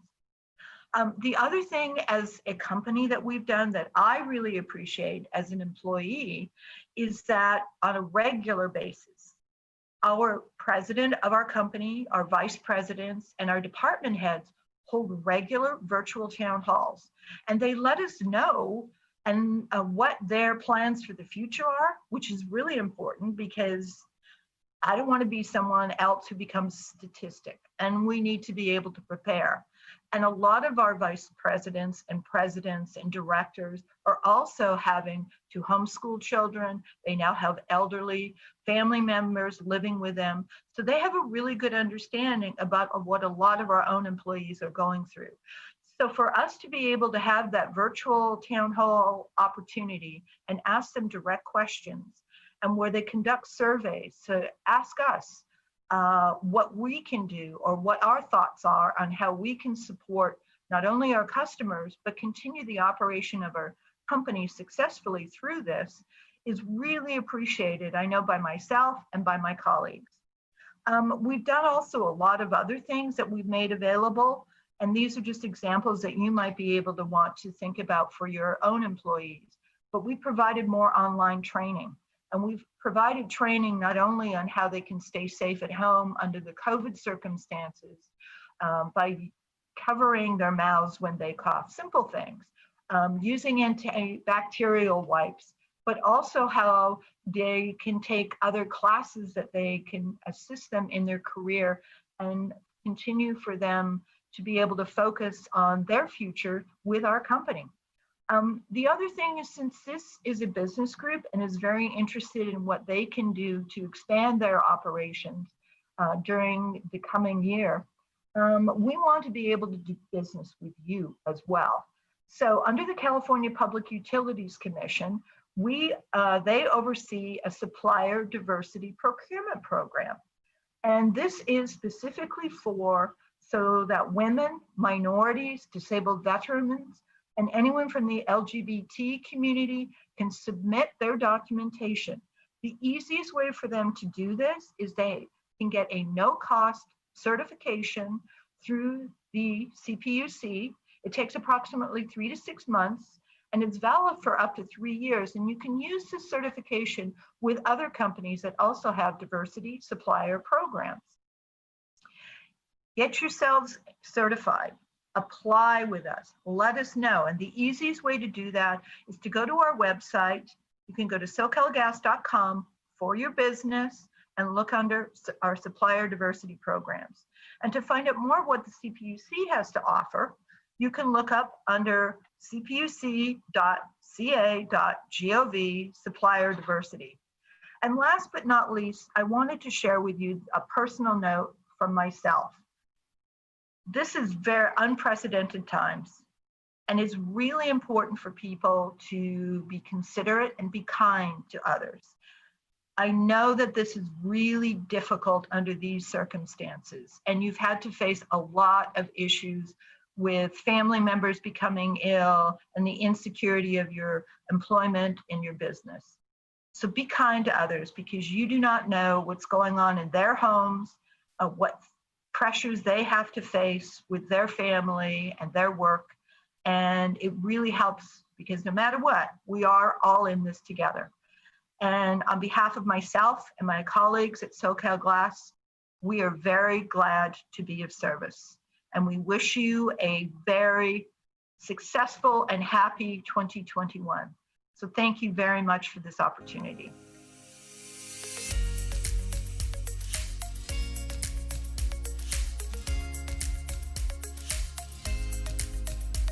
Hello, everyone. This is Marklyn Valdovinos. I am the Senior Community Impact Director for the American Heart Association. I'm here today to provide a few facts and tips about how to keep your heart healthy. Did you know that every 40 seconds, someone has a heart attack? Well, nearly 80% of cardiac events can be prevented, and I'm here today to share some information with you on how to prevent a cardiac arrest. So the risk factors that you cannot control, those are your age, your gender, your heredity, your race, and if you had a previous stroke or a heart attack. Now let's talk about the ones that we can prevent and the ones that we can manage. That is high blood pressure, smoking, high blood cholesterol, lack of regular activity, obesity and overweight, and diabetes. Now, did you know that when you go to the clinic and take your blood pressure, if your bladder is full, your blood pressure will be higher. So remember, run to the restroom before you take your blood pressure to have a more accurate blood pressure reading. Also, did you know that obesity and overweight is also one that can be prevented by healthy eating? And how do we do that? By going to www.heart.org. We have recipes in multiple languages that are so healthy and so fast and easy to make that you and your family can enjoy. So with that, we would also like to invite you to view some of our videos that we have, and also invite you to continue attending and going back to our www.heart.org to find pre-recorded webinars on how to keep your heart healthy. So we have a ton of opportunities for you to learn and to also share with your loved ones. Thank you so much. Check this out. It's my you impression. Sitting there with no intentions of getting up. Pretty good, huh? But I'm not judging because I'd probably be doing the same. And since the average American watches TV and streaming media for more than 4 hours per day, the American Heart Association made binge breaks. A cool and quick way to get off your booty. That's right, booty. So be ready. We might just make you want to move the next time you binge. Hello, I am Janice Graham, and I'm the president of the National Association of Women Business Owners in the Inland Empire chapter. I'd like to share a little bit about NAWBO and then also share a couple of tips with you if you don't mind. NAWBO is the only dues-based organization representing the interests of all women entrepreneurs across all industries. And with chapters across the country, we reach far and wide. We have clout and we have impact, and NAWBO is your one-stop resource. NAWBO is celebrating its 45th year in business, and we unify the voices of over 10 million women business owners. And as a business owner myself, I have two businesses actually, Entrepreneurs Insurance Services and Business Style Incorporated. I'd like to share some tips that I think would be quite useful for this time of year and possibly into next year. As a matter of fact, I'm pretty sure they'll be useful into this incoming year. I'd like to share some of the most important tips and tools that you can use in making the most of this video platform that we're in. We all have to recognize that, number one, we have to shift our business. Many of you are working in person or have worked in person, and you're now in an online environment. This is a good time to take a look at the products that you offer your clients. And if they were formerly solely in-person tools, look at how you can navigate and shift them to an online platform. That's going to be huge as we grow into the new year, in a time in which they say we may not be in person again till sometimes in the summer. In many cases, there are corporations that I'm talking to that have no plans of having meetings in person until after July. So think about that. Look at shifting your business and looking at how you can grow online as well. Utilize these video platforms for networking. We're so accustomed to meeting in person. I know at Novel, we've always had lunch meetings or some type of meeting where we can get together, collaborate, give a hug, shake a hand, and that's not possible right now. So how can you look at your business and your environment and really turn the video platforms into an amazing networking tool? Some of the suggestions that I'd like to offer is go to LinkedIn. If you're in business and you have a LinkedIn platform, there are plenty of conversations that are taking place there. There are a lot of groups that you can join and start building relationships. And when you build those relationships, offer to have a cup of virtual coffee with someone. It's very, very simple. If it's someone that's of value that you want to meet and have virtual coffee, send them an email with a Starbucks gift card. Otherwise, tell them to pull up their mug and you'll have a coffee together. Take this and maximize the networking opportunities that are available. If you have an association such as ours with NAWBO, you can also go and reach out to your fellow association members and network as well. And in that networking and building of relationships, ask for introductions, and then you can continue that networking. We're going to make the most of these tools. You also want to educate yourself. I don't know about you, but this year I have been to more conferences and conventions than the airport would allow. In fact, really, our schedules would allow. It has just been back-to-back, concise, precise education, and it's nonstop. So many people are saying that they are Zoomed out or Teamed out or whatever their video platform is. They're tired of it. I think the reality is that maybe they're not tired of the platform as much as they're tired of the content or the flow of content. As the year has gone on, I have seen some amazing conferences and networking opportunities that have become quite creative. In fact, I participated in one where we had to run around and find something that was important to us in business, to our family, and come back on camera and share it. So there's ways to get up out of your seat and get creative and educate yourself in the process. One of the things that I think is extremely important is to show up. And what do I mean by that? Oftentimes we're in these video platforms and the camera is off and maybe you're multitasking. Show up, get dressed, show up and bring your energy. It is so much more powerful to not only you as a participant, but it's also important to the presenter that you show up and you bring yourself, you bring your energy, you present yourself as the professional that you are, because you are a professional. And if we're going to do this for another 6 months or 8 months, you may as well make the most of it and have some fun. You might want to do it in yoga pants. Who knows? But at least if you can show up with the essence of who you are, it really does translate. I've had meetings all year that are literally sometimes back to back. It gets a little tiring, yes, but if you bring that energy and you smile, it will be amazing, not only for yourself, but for those that you're also talking to. So please show up. Hopefully these tips will help you in this video platform, and hopefully you'll come out of this with at least one aha moment, one idea that's going to make this a little bit more exciting for you. Maybe it's going to be creating a business plan or structure around this, maybe a workshop, a course, a webinar, who knows? There's endless opportunity to take advantage of this and make a lot of money.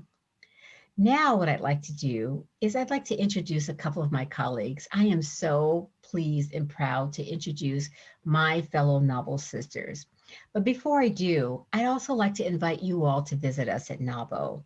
Our website is www.novel-ie.org. And if you're watching me, then you belong. And if you're a gentleman, you belong as well. So please check us out. We're here as advocates for you. We are here to represent you and look at the laws that affect you and your business. So a lot of people don't understand the advocacy part, but it's really us looking at things that are going to affect you, such as the 1099 laws that have come into place. We have fought to help women get on corporate boards. Things that will affect women in business, that's what we do. We are kind of a networking group, but we're really not. We like to say that we are an advocacy group with an amazing network. So please come and consider joining us, or at least attending one of our meetings to see what we're about. Now back to my sisters. I have two amazing novel sisters that are going to share some tips with you today. The first I'd like to introduce is Maritza Gomez. Maritza is an amazing business owner, and she has an amazing story. If you ever had the opportunity to meet her or have a virtual coffee, I encourage you to do that. The other is LaVon Shields. LaVon is also another fellow amazing women business owner and a novel sister. We've known each other for many years and have grown together and have been there in the peaks and the valleys of life. So it truly is a sisterhood, and I truly hope you enjoy the tips that they bring you. Thank you. Hello, my name is Maritza Gomez. I am owner and founder of MG Custom Printing. We are a digital decoration business in the Inland Empire.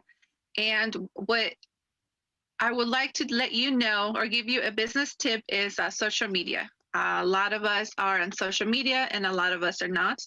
But something that has worked for me, for my company, is being authentic and sharing my entrepreneurial journey with my audience.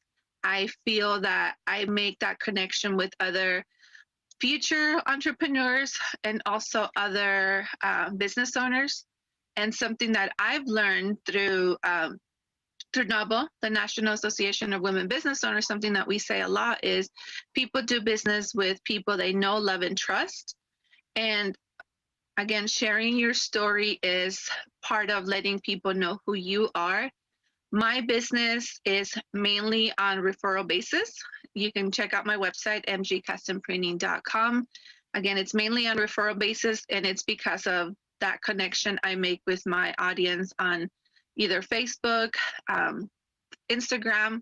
I do a lot of Instagram stories, and a lot of my posts are actually get more traction when I share something personal. You know, people want to know the person behind the brand. It's not always a motivational quote or sell. In a way, us telling our story, we are selling ourselves to our audience. So definitely be authentic, share your story, and let people know who the person behind the brand is. Hello, everyone. My name is LaVon Shields with Management Consultants of America. We are accounting strategists, and what we do is we help business owners transition into CEOs by teaching them to use their financial reports to build, lead, and grow their business. So my tip for you is how to make things so much easier and audit-proof when it comes to your accounting. So receipts and papers and all that stuff it's got to be piling up and driving you crazy, right? So my suggestion and tip for you is to go paperless. Yeah, I know, it's amazing. Go paperless. So if you pay anything online, print it and save it as a PDF. If you go to the store and they don't give you the option to have the email, the receipt emailed to you, then take out your phone, take a picture of it, and drop it into either your cloud drive or save it onto your camera roll, and then just send that to your tax preparer and accountant. Trust me, they will love it if you give them the backup. So get your bank statements, have all of those digitized and saved into onto your computer as a digital document so that you can send that directly over to your tax person or your accountant. Trust me, when we have backup, it makes it a whole lot easier for us to be able to work with your stuff. And you always have a record of everything. So now you don't have to worry about having buying new filing cabinets and having a pileup of documents and receipts and stuff that are fade and get lost. Scan it, digitize it, take a picture of it, and it will save you so much time and space. So I hope that works for you. LaVon Shields, Management Consultants of America. Thank you.